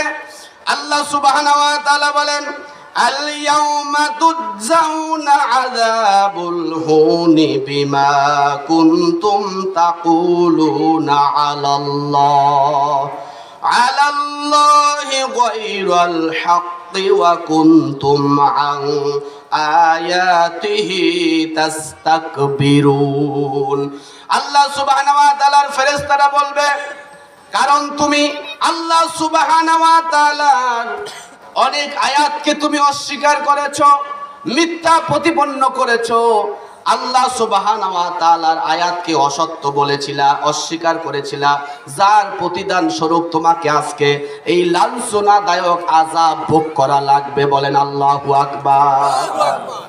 আল্লাহ পাকের আয়াতকে, আল্লাহর কোরআনকে তুমি অস্বীকার করেছিলা, অনেক আয়াতকে তুমি মিথ্যা প্রতিপন্ন করেছিলা। কোরআনের জ্ঞান নাই, অথচ তুমি বলেছো কোরআনের মধ্যে ইসলামের রাজনীতি নাই। আছে না নাই? ইসলামের রাজনীতি নাই, কোরআনের রাজনীতি নাই, এরকম বলার মানুষ আছে না নাই? আল্লাহর কোরআনকে অস্বীকার করেছে, আল্লাহর কোরআনের আয়াতকে মিথ্যা প্রতিপন্ন করেছে। ওরা বলেছে আল্লাহর কোরআনে ইসলামী রাজনীতি নাই, আল্লাহর কোরআনে সমাজনীতি নাই, অর্থনীতি নাই। এরকম বলে কি বলে না? গণতান্ত্রিক, সমাজতন্ত্র, ধর্মনিরপেক্ষতা সব তার কাছে আছে, কিন্তু আল্লাহর কোরআনের বিধান তার কাছে নাই। জোরে বলেন ঠিক কিনা? এরকম ভাবে আল্লাহ পাকের অনেক আয়াতকে এই জালেমরা অস্বীকার করেছে। জোরে বলেন ঠিক কিনা? এই অস্বীকার করার কারণে আল্লাহ পাকের ফেরেশতারা ডেকে বলবে, তুমি আল্লাহর অনেক আয়াতকে অস্বীকার করেছিলা, যার কারণে আজকে এই লাঞ্ছনা আর গঞ্জনা আর অপমানের আযাব তুমি ভোগ করতে থাকো। আমার মুসলমান ভাইরা রে, এই জালেমরা যতই ক্ষমতার মালিক হোক না কেন, যত বড় নেতা হোক, নেত্রী হোক, অর্থের মালিক হোক, কিন্তু ওই দিন তারা এই দেহ থেকে রূহ বের করে দিতে পারবে না। পারবে? জোরে বলেন, পারবে? এই জন্য আল্লাহ সুবহানাহু ওয়া তাআলা আরেক আয়াতের মধ্যে বলেন, সূরা আনআমের 50 নম্বর, আনফালের 50 নম্বর আয়াতে বলেন, ওয়ালাউ তারা ইয ইয়াতাওয়াফাল্লাযীনা কাফারুল মালাইকাতু يضربون وجوههم وأدبارهم وذوقوا عذاب الحريق। বলেন আল্লাহু আকবার। আল্লাহ সুবহানাহু ওয়া তাআলা বলেন, হে নবী, এই পাপাচারী জালেম কাফেররা মৃত্যু বিছানায় যখন শুয়ে যাবে, সেই সময়ের অবস্থা যদি আপনি দেখতে পাইতেন, ওই দিন ফেরেশতারা তার কাছে আগমন করে এইভাবে আযাব দেবে আর ডেকে বলবে, যখন তার রূহ থেকে দেহ থেকে রূহটা বের করতে পারবে না, তখন এই জালেমদেরকে আল্লাহ পাকের ফেরেশতারা তাদেরকে ধরবে আর তাদের মুখের উপরে এবং পাছার উপরে শুধু আঘাত করতে থাকবে। বলেন নাউজুবিল্লাহ। ফেরেশতারা কি করবে? ফেরেশতারা তাদের মুখের উপরে আর পাছার উপরে শুধু আঘাত করতে থাকবে, মারতে থাকবে, পিটাইতে থাকবে। কারণ এই মুখ দ্বারা জালেমরা, পাপাচারীরা, অশ্লীল ভাষাভাষীরা অনেক মানুষদেরকে কষ্ট দেয়। জোরে বলেন ঠিক কিনা? অশ্লীল ভাষা ব্যবহার করে কি করে না? এই জন্য আল্লাহর ফেরেশতারা ওই দিন এই জালেম, ফাসিক, ফুজ্জার, জাহান্নামীদের রূহ কবজ করার পূর্বেই তাকে এই আযাবগুলো দেখানো হবে আর আযাব দেওয়া হবে। অর্থাৎ তার মুখের উপরে আর পাছার উপরে শুধু আঘাত করতে থাকবে। বলেন নাউজুবিল্লাহ। আমার মুসলমান ভাইরা রে, আল্লাহর পয়গম্বর বিশ্বনবী সাল্লাল্লাহু আলাইহি ওয়াসাল্লামকে উদ্দেশ্য করে আল্লাহ তাআলা আরো বলেন, যখন এই পাপাচারী কাফের জালেম এরা যখন এরকম মৃত্যুর বিছানায় শুয়ে যাইবে, এরকম আযাবের পর আযাব যখন শুরু হয়ে যাবে, শাস্তির পরে শাস্তি যখন শুরু হয়ে যাবে, ওই সময় আল্লাহ সুবহানাহু ওয়া তাআলা বলেন কি অবস্থাটা হইবে। হে নবী, আপনি দেখতে পাইতেন যদি, তাহলে বুঝতেন। আল্লাহ সুবহানাহু ওয়া তাআলা বলেন, হাত্তা ইযা জাআ আহাদাহুমুল মাউত ক্বালা রাব্বিরজিউন লাআল্লি আ'মালু সালিহান ফীমা তারাকতু কাল্লা ইন্নাহা কালিমাতুন হুয়া কাইলুহা। আল্লাহ সুবহানাহু ওয়া তাআলা বলেন, হে নবী, আপনি যদি ওই সময়ের অবস্থা দেখতেন, আল্লাহ সুবহানাহু ওয়া তাআলা বলেন, যখন উহাদের কাহারও নিকট, অর্থাৎ পাপাচারী জালেম কাফের যারা হবে তাদের নিকট যখন মৃত্যুর বিছানায় শুয়ে যাওয়ার পরে যখন মৃত্যু ঘনিয়ে আসবে, মুমূর্ষু অবস্থা হবে, মরণ যখন তার একেবারে কাছাকাছি হয়ে যাবে, যখন দেখবে কেউ আমাকে সাহায্য করার জন্য আর আসতেছে না, জোরে বলেন ঠিক কিনা? যেভাবে ফেরেশতারা চোখ বড় বড় করে তাকাইতেছে, শাস্তির পর শাস্তি দিতেছে, এখন তো আমার কোনো হেলো দেওয়ার সময় নাই, সুযোগ নাই, অর্থ দিয়েও এদের থেকে বাঁচার কোনো রাস্তা নাই, কোনো কিছুই আজকে আমাকে বাঁচাইতে পারবে না, একেবারে নিরুপায় অসহায় হয়ে যাবে, জোরে বলেন ঠিক কিনা? দুনিয়াতে পুলিশে ধরলে তো কতভাবে ছাড় পাওয়া গেছে, নেতার ফোনের মাধ্যমে, অর্থের ঘুষের মাধ্যমে দলের নেতা কর্মীরা এসে ছাড়াই নিয়ে গেছে, কিন্তু এখন এমন জায়গায় ধরা পড়ে গেছে পৃথিবীর কেউ ছাড়াই নিতে পারবে না, জোরে বলেন ঠিক কিনা? ইন্না বাতশা রাব্বিকা লাশাদীদ, আমার আল্লাহর ধরা বড় শক্ত ধরা, জোরে বলেন ঠিক কিনা? আল্লাহ সুবহানাহু ওয়া তাআলা যদি কাউকে ধরেই বসে, পৃথিবীর কোন শক্তি নাই ছাড়ায় নেবার জন্য, জোরে বলেন ঠিক কিনা? যখন এইরকম ফেরেশতার হাতে আটকা পড়ে যাবে, ধরা খায়া যাইবে এই নেতা নেত্রী পাপিষ্টরা, জালেম আর ফাসিক ফুজ্জারেরা, তখন তারা বলবে, হে আমাদের প্রতিপালক, হে আমাদের রব, আমাদেরকে আর একটা বার সুযোগ দেন, আমাদেরকে একটু পুনরায় ছেড়ে দেন, আমাদেরকে আবার পুনরায় দুনিয়াতে একটু প্রেরণ করে দেন, সাইরা দেন, যাতে করে আমরা আবার নেক আমল করে, ভালো আমল করে দরবেশ হইয়া, আবেদ হইয়া আবার আসতে পারি, জোরে বলেন ঠিক কিনা? আল্লাহ সুবহানাহু ওয়া তাআলা বলেন, এইভাবে ডাইকা বলবে, হে আমাদের প্রতিপালক, হে আমাদের রব, আমাকে পুনরায় দুনিয়াতে প্রেরণ করুন, আমাকে পুনরায় ছেড়ে দিন, আমাকে ছেড়ে দিলে আমি আর গুনার কাজ করব না, আর অন্যায় কাজ করব না, আর জুলুম করব না, আর অন্যায় অবিচার করব না, একেবারে নেক আমল করে করে দরবেশ হইয়া ফিরে আসব। আল্লাহ সুবহানাহু ওয়া তাআলা তার প্রতি উত্তরে কি বলেছেন? আল্লাহ সুবহানাহু ওয়া তাআলা বলেন, ফিমা তারাকতুকাল্লাহ, এখন তুমি ভালো হইয়া যাবা, এই ভালো হওয়ার আর সুযোগ নাই। আল্লাহ বলেন, ইন্নাহা কালিমাতুন হুয়া কাইলুহা, ও ফেরেশতারা, এই জালেম যতটাই বলতেছে ভালো হইয়া যাবে, আসলে এই জালেম ভালো হবে না। 40 বছর 50 বছর হায়াত দিয়া দেখছি, জোরে বলেন ঠিক কিনা? ও বুড়া হওয়ার পরেও আল্লাহর স্লোগানের কাছে ভালো লাগে নাই।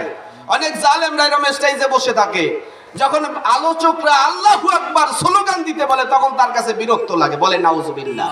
দেখছেন না, দাড়ি একেবারে পাক্কা, মনে হয় আসমান থেকে পলায়ে চলে আসছে ফেরেশতার মতো চেহারা, জোরে বলেন ঠিক কিনা? এরকম চাপদার, এরকম টুপি, এরকম জুব্বা পরা, তারপরেও যখন আলেমরা আল্লাহু আকবার বলতে বলে তখন বলে, মানুষকে কেন উত্তেজিত করেন? আল্লাহু আকবারের স্লোগান দেওয়া, এটা কি উত্তেজিত না ঈমানি চেতনা? জোরে বলেন ঠিক কিনা? এটা ঈমানি জজবা, ঈমানি চেতনা। মুসলমানের স্লোগানই হলো আল্লাহু আকবার, জোরে বলেন ঠিক কিনা? অতএব এই আল্লাহু আকবার স্লোগান দিতে যার ভালো লাগে না, বিরক্তবাদ হয়, ওই লোকটা দরবেশের মতো চেহারা হলো আস্তা শয়তান, জোরে বলেন ঠিক কিনা? আমার আল্লাহ ডাইকা বলবেন, হে ফেরেশতারা, এই জালেম আর ফাসিক ফুজ্জাররা যতই বলুক ভালো হয়ে আসবে, আসলে ভালো হবে না। কারণ আল্লাহ পাক নিজেই বলেছেন, ইন্নাহা কালিমাতুন হুয়া কাইলুহা, এইটা ওর এখন মাত্র একটা বাহানা মাত্র, ওর কথা মালা হচ্ছে একটা বাহানা মাত্র, জোরে বলেন ঠিক কিনা? এখন বাঁচার জন্য এই বাহানার কথা বলে যে আমি ভালো হয়ে আসবো, আর ভালো হওয়ার কোনো আর সুযোগ নাই। আল্লাহ পাক বলেন, ওয়া মিন ওয়ারাইহিম বারযাখুন ইলা ইয়াউমি ইউবআসুন, ওর সামনে এখন জিন্দেগি হলো আলমে বারযাখ, অর্থাৎ কবরের জগৎ, জোরে বলেন ঠিক কিনা? দুনিয়ার জগতে ফিরে যাওয়ার মতো আর সুযোগ হবে না।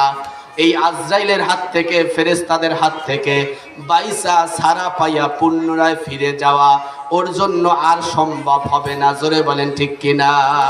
ও ফেরেশতারা, ওর সামনে এখন শুধুমাত্র কেবলমাত্র রাস্তা খোলা হলো আলমে বরজখ, কবরের জগৎ। বলেন সুবহানাল্লাহ। অতএব বাঁচার রাস্তা আছে।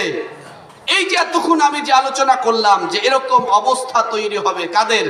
জালেমদের, ফাসেকদের, ফুজ্জারদের। এই মৃত্যু কি আমরা কেউ চাই? কথা বলেন চাই? কারা কারা চাই? দেখে তো হাত জায়গায়।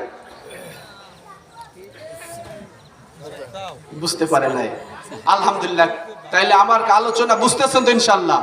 মনোযোগ আছে কিনা দেখলাম। আল্লাহ বুঝদান করেন, বলেন আমিন। এরকম কঠিন মৃত্যু, ভয়ঙ্কর মৃত্যু, এই আযাব আর শাস্তির মৃত্যু আমরা কেউ চাই না। জোরে বলেন ঠিক কিনা? আমার মুসলমান ভাইরা রে, এভাবে যখন আলেম এই জালেমদের যখন এরকম শাস্তি প্রদান হবে এবং আল্লাহ সুবহানাহু ওয়া তাআলার হুকুম হওয়ার সাথে সাথে এই জালেমদের দেহটার মধ্যে এই যখন এই জান্নাতের, ওই যে বলেছিলাম যে আল্লাহর পয়গাম্বার বলেছেন জাহান্নামের ফেরেশতারা প্রথমে এই জাহান্নামী মানুষটাকে জান্নাতের এই দৃশ্য দেখাবে। এরপরে যখন এই জাহান্নামের ফেরেশতারা জাহান্নামীর সামনে থেকে যখন এই জান্নাতের দৃশ্যগুলো সরাইয়া জাহান্নামের একটা দৃশ্য দেখায় দিবে, জাহান্নামের দৃশ্য দেখার পরে এই জালেমদের দেহ থেকে আর রূহটা বের হইতে চাইবে না। দৌড়মাইরা পায়ের পাতায় চলে যাবে, আবার হাতের পাতায় চলে আসবে, আবার মাথায় চলে আসবে, পুরা শরীরের মধ্যে দৌড়াদৌড়ি আর ছোটাছুটি শুরু করে দিবে। কিন্তু ছোটাছুটি আর দৌড়াদৌড়ি যতই করুক না কেন, এই দেহ থেকে পলায়ন করার সুযোগ হবে না। জোরে বলেন ঠিক কিনা? আল্লাহ সুবহানাহু ওয়া তাআলা ফেরেশতারা গুসসা হইয়া রাগ হইয়া আজরাইল মালাকুল মাউত যখন এই জালেমের পাপিষ্ট এই জাহান্নামীদের রূহটা এক জায়গার মধ্যে একেবারে লুকিয়ে পড়ার চেষ্টা করবে, আল্লাহ পাকের ফেরেশতা আজরাইল মালাকুল মউত তার দেহ থেকে রূহটাকে জোর করে জবরদস্তি করে বের করে টেনে নিয়ে যাবে। আমার আল্লাহ ওই কথাই বলেছেন, ওয়ান্নাজিআতি গরকা, যেই ফেরেশতারা জোর করে জবরদস্তি করে জাহান্নামীদের দেহ থেকে রূহটা বের করে নিয়ে যাবে, ওই একদল ফেরেশতার কসম আল্লাহ তাআলা এই ওয়ান্নাজিআত সূরার প্রথম আয়াতে পেশ করেছেন। বলেন আল্লাহু আকবার। দুনিয়াতে জালেমরা জোর করে জবরদস্তি করে কত মানুষের অর্থ আত্মসাৎ করেছে, জমি আত্মসাৎ করেছে, কত নিরপরাধ মানুষকে মিথ্যা মামলা দিয়া বাড়ি ঘর মসজিদ মাদ্রাসা থেকে জোর করে ধরে ধরে নিয়া কয়েদখানায় জেলখানার মধ্যে পুলিশের হাতে সোপর্দ করেছে। জোরে বলেন ঠিক কিনা? এরকম ক্ষমতা পাওয়ার পরে মানুষের উপরে জোর করেছে, জবরদস্তি করেছে। আল্লাহ সুবহানাহু ওয়া তাআলা বলেন, ওদের দেহ থেকেও একদিন এইভাবে জোর করে জবরদস্তি করে আল্লাহর ফেরেশতারা দেহ থেকে রূহটা বের করে নিয়ে যাবে। জোরে বলেন ঠিক কিনা? আমার মুসলমান ভাইরা রে, এরপরে আল্লাহ সুবহানাহু ওয়া তাআলা বলেন, ওয়ান্নাশিতাতি নাশতা, এরপরে আল্লাহ সুবহানাহু ওয়া তাআলা আর একদল ফেরেশতার কসম করেছে, যেই একদল ফেরেশতারা জান্নাতি মানুষের রূহটা কবজ করার জন্য চলে আসবে, মৃদুভাবে বন্ধন খুলে দিবে, অর্থাৎ আসানের সাথে আরামের সাথে নেককার মানুষ জান্নাতি মানুষের রূহটা যারা কবজ করে নিয়ে যাবে, ওই একদল ফেরেশতার কসম আল্লাহ তাআলা সূরা আন-নাজিয়াতের 2 নম্বর আয়াতে করেছেন। বলেন আল্লাহু আকবার। জান্নাতি মানুষের মৃত্যু আল্লাহ সুবহানাহু ওয়া তাআলার হাবিব বিশ্বনবী সাল্লাল্লাহু আলাইহি সাল্লাম বলেন, জান্নাতি মানুষেরা যখন মুমূর্ষ অবস্থায় মৃত্যুর বিছানায় শুয়ে যাইবে, তখন একদল জান্নাতি ফেরেশতারা ওই জায়গায় আগমন করবে। ওই জায়গার মধ্যে আগমন করে জান্নাতি ফেরেশতারা জাহান্নামের প্রথম একটা দৃশ্য, একটা ফটো অথবা একটা ভিডিও ওই জান্নাতি মানুষের সামনে তুলে ধরবে। জান্নাতি ফেরেশতাগুলো এসে প্রথমত জাহান্নামের একটা দৃশ্য দেখাইয়া ডেকে বলবে, হে আল্লাহর বান্দা, তুমি তাকায় দেখো জাহান্নামের কত ভয়ঙ্কর আযাব। তুমি যদি নেক আমল না করতে, 5 ওয়াক্ত সালাত আদায় না করতে, আমানতদারি না করতে, যদি সত্য কথা না বলতে, যদি ন্যায় ইনসাফের পক্ষে যদি না থাকতে, আল্লাহ এবং আল্লাহ রসুলের বিধান অনুযায়ী যদি তুমি না চলতা, তাহলে তাকায় দেখো এরকম একটা জাহান্নামে তোমার যাওয়া লাগতো। বলেন নাউজুবিল্লাহ। এই ভয়ঙ্কর আযাবের সম্মুখীন তোমার হওয়া লাগবে। কিন্তু আল্লাহ সুবহানাহু ওয়া তাআলার ফেরেশতারা বলবে, তাকায় দেখো এই জাহান্নামের দৃশ্য সরাই নিলাম, এবার জান্নাতের একটা দৃশ্য ওপেন করে তাকে দেখানো হবে।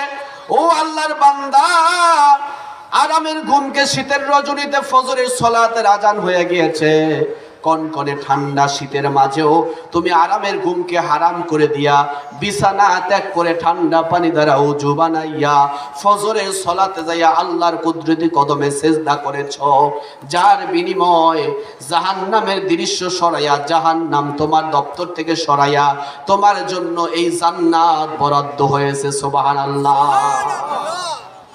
আমার মুসলমান ভাইরা রে, যদি নেক আমল করে জান্নাতি মানুষ হয়ে যদি বিছানায় শুয়ে যাইতে পারি, জান্নাতে যাওয়ার আগেও, কবরে যাওয়ার আগেই, দুনিয়ার মাঝে রূহ কবজ করার আগেই আমার আল্লাহ জান্নাতের দৃশ্য দেখায় দিবে। বলেন সুবহানাল্লাহ। কি দৃশ্য দেখাইবে? রূহটা বের হওয়ার আগেই। রূহ তো এখনো আছে দেহের মধ্যে, আছে না নাই? রূহ দেহের মধ্যে থাকা অবস্থায় আমার আল্লাহর ফেরেশতারা ডেকে ডেকে বলবে, ও আল্লাহর বান্দা, দুনিয়ায় তুমি নামাজ আদায় করেছো, কিন্তু দুনিয়ায় অনেক বেনামাজি ফাসেক আর ফুজ্জারেরা তোমাকে টিটকারি করেছে, উপহাস করেছে। গরিব ছিলা, অসহায় ছিলা, হাজার কষ্টের মাঝেও স্ত্রীকে বেপর্দা করো নাই, স্ত্রীকে বাজার করতে পারাও নাই, মাঠের মধ্যে গরু বাছুর পানতে পাঠাও নাই, স্ত্রীকে বেপর্দায় চলাও নাই, খাস পর্দায় করাইছো, স্ত্রীকে খাস পর্দায় রেখেছো, হালাল খানা খেয়েছো, কষ্ট করেছো। এই কষ্টের বিনিময়, নেক আমলের বিনিময় এই জান্নাত আল্লাহ তোমাকে দান করেছে। বলি সুবহানাল্লাহ। ও আল্লাহর বান্দা, তুমি কোন জান্নাতে অবস্থান করবা? তাকায় দেখো, জান্নাতের হুর গিলমান গুলো তোমার দিকে তাকায় রয়েছে। তুমি কিয়ামতের দিনের কর্মী ছিলা। দুনিয়ার মানুষেরা, দুনিয়ার ফাসেক আর ফুজ্জারেরা, জালেমরা তোমাদেরকে বলেছে জঙ্গিবাদী, রাজাকারী, তোমাদেরকে বলেছে মৌলবাদী, তোমাদেরকে বলেছে ধর্ম ব্যবসায়ী। হাজার উপহাস আর কটূক্তি কথার পরেও কিয়ামতের দিনের পথ থেকে, আল্লাহর জমিনে আল্লাহর দিন কায়েমের পথ থেকে তোমাকে এক চুল পরিমাণ নড়চড় করাইতে পারে নাই। জোরে বলেন ঠিক কিনা? হামলা হয়েছে, মামলা হয়েছে, জেল হয়েছে, জুলুম হয়েছে, ফাঁসির কাস্টে চলে গিয়েছো, তারপরেও তুমি আল্লাহ পাকের জমিনে আল্লাহর দিন কায়েমের পথ থেকে বিচ্যুত হও নাই, তোমার ঈমান থেকে তোমাকে সরাইতে পারে নাই। জোরে বলেন ঠিক কিনা? যার বিনিময় আল্লাহ সুবহানাহু ওয়া তাআলা তোমাকে কোন জান্নাত দিবে তাকায়া দেখো। সুবহানাল্লাহ। আল্লাহর ফেরেশতারা ডেকে বলেন, ইন্নাল্লাযীনা ক্বালু রাব্বুনাল্লাহ সুম্মা ইসতাকামু তাতানাজ্জালু আলাইহিমুল মালাইকা। আমার আল্লাহ বলেন, ইন্নাল্লাযীনা ক্বালু রাব্বুনাল্লাহ, যারা বলবে নিশ্চয়ই আমার রব হচ্ছেন আল্লাহ। আমাদের রবকে জোরে চিল্লায় বলেন, আমাদের রবকে। আল্লাহ পাক বলেন, নিশ্চয়ই যারা বলবে আমার রব আল্লাহ, সুম্মা ইসতাকামু, এবং যারা এই কথার উপরে অটল আর অবিচল থাকবে, আমার রব আল্লাহ, এই কথার মানে কি? আমার হায়াতের মালিক আল্লাহ, মৌতের মালিক আল্লাহ, রিজিকের মালিক আল্লাহ, সম্মানের মালিক আল্লাহ। জোরে বলেন ঠিক কিনা? আইনদাতা আমার আল্লাহ, বিধানদাতা আমার আল্লাহ, সব কিছুর মালিক আমার একমাত্র আল্লাহ। জোরে বলেন ঠিক কিনা? মুফাসসিরিনে কেরাম বলেন, সুম্মা ইসতাকামু, অটল আর অবিচল থাকা মানে হলো আল্লাহ পাকের হুকুম আর রসুলের তরিকা মতো নিজের জিন্দেগি পরিচালনা করা। এটাই হলো অটল আর অবিচল থাকা। যারা বলবে আমার রব হচ্ছেন আমার আল্লাহ, এবং এই কথার উপরে যারা অটল আর অবিচল থাকবে, মৃত্যুর বিছানায় অটল আর অবিচল থাকার পরে, জিন্দেগিতে আল্লাহর কোরআন নবীর সুন্নাহ মোতাবেক পরিচালনার পরে যখন মৃত্যুর বিছানায় শুয়া যাইবে, আল্লাহ পাকের অসংখ্য ফেরেশতারা নাজিল হইবে। সুবহানাল্লাহ।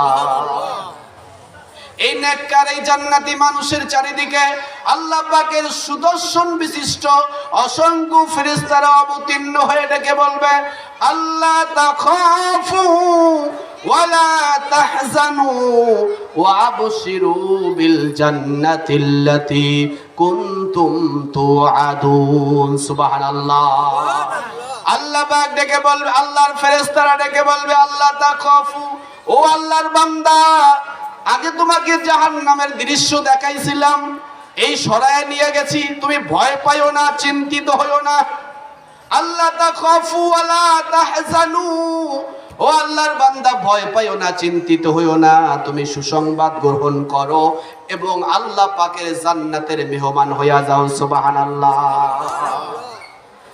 এইভাবে ডাইকা ডাইকা বলবে আর বলবে, ইয়া আইয়াতুহান নাফসুল মুতমাইন্না ইরজিই ইলা রাব্বিকি রাদিয়াতাম মারদিয়া ফাদখুলি ফি ইবাদি ওয়াদখুলি জান্নাতি। বলেন আল্লাহু আকবার।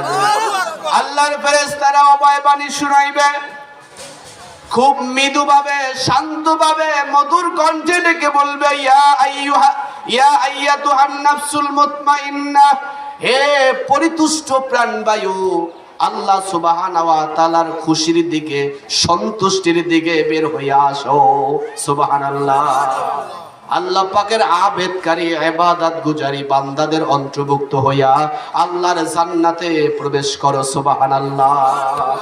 এই জান্নাতে আমরা প্রবেশ করতে চাই কি চাই না? জোরে বলেন, চাই কি চাই না? কারা কারা চাই দুইটা হাত আল্লাহকে দেখায় দেয়। আল্লাহু আকবার বলে হাত নামাই। আমার মুসলমান ভাইরা রে, এইভাবে আল্লাহর ফেরেশতারা ডেকে ডেকে অভয় বাণী শুনাইবে। এই দৃশ্য দেখে, এই অভয় বাণী শুনে জান্নাতি মানুষের দেহের মধ্যে আর রূহটা থাকতে চাইবে না, দ্রুত ছোটাছুটি করবে, বের হওয়ার জন্য পাগল পারা হইয়া যাইবে। সুবহানাল্লাহ। আল্লাহ সুবহানাহু ওয়া তাআলার হাবিব বিশ্ব নবী রাহমাতাল লিল আলামিন বলেছেন, যেমনি ভাবে একটা কলস ভর্তি পানি কাট করলে বিনা বাধায় অনায়াসে বেরিয়ে চলে আসে পানিগুলো, আল্লাহ পাকের জান্নাতি মানুষের, নেককার মানুষের, দিনদার মানুষের, আবেদ মানুষের দেহ থেকে রূহটা এইভাবে আসানের সাথে বের হয়ে আসবে। বলেন সুবহানাল্লাহ। আল্লাহ পাক আমাদেরকে কবুল করেন বলি আমিন। আল্লাহ পাক আমাদেরকে জান্নাতি মানুষের অন্তর্ভুক্ত করায় নেন বলি আমিন। আল্লাহ পাক মৃত্যুর বিছানায় শোয়ার পরে এভাবে ফেরেশতাদের অমিয় বাণী যেন আমরা শুনতে পারি, আল্লাহ পাক কবুল করুন বলি আমিন।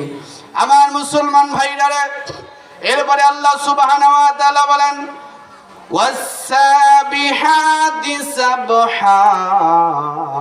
আল্লাহ সুবহানাহু ওয়া তাআলা আরেক দল ফেরেশতার কসম করেছেন, যেই দল ফেরেশতারা এই জান্নাতি মানুষের রূহটা কবজ করার পরে, জান্নাতি মানুষের রূহটা নেওয়া, এই মানুষগুলো, এই ফেরেশতাগুলো আল্লাহ সুবহানাহু ওয়া তাআলার পক্ষ থেকে জান্নাতি সুগন্ধযুক্ত রেশমি রুমাল কাপড় নিয়ে আসবে।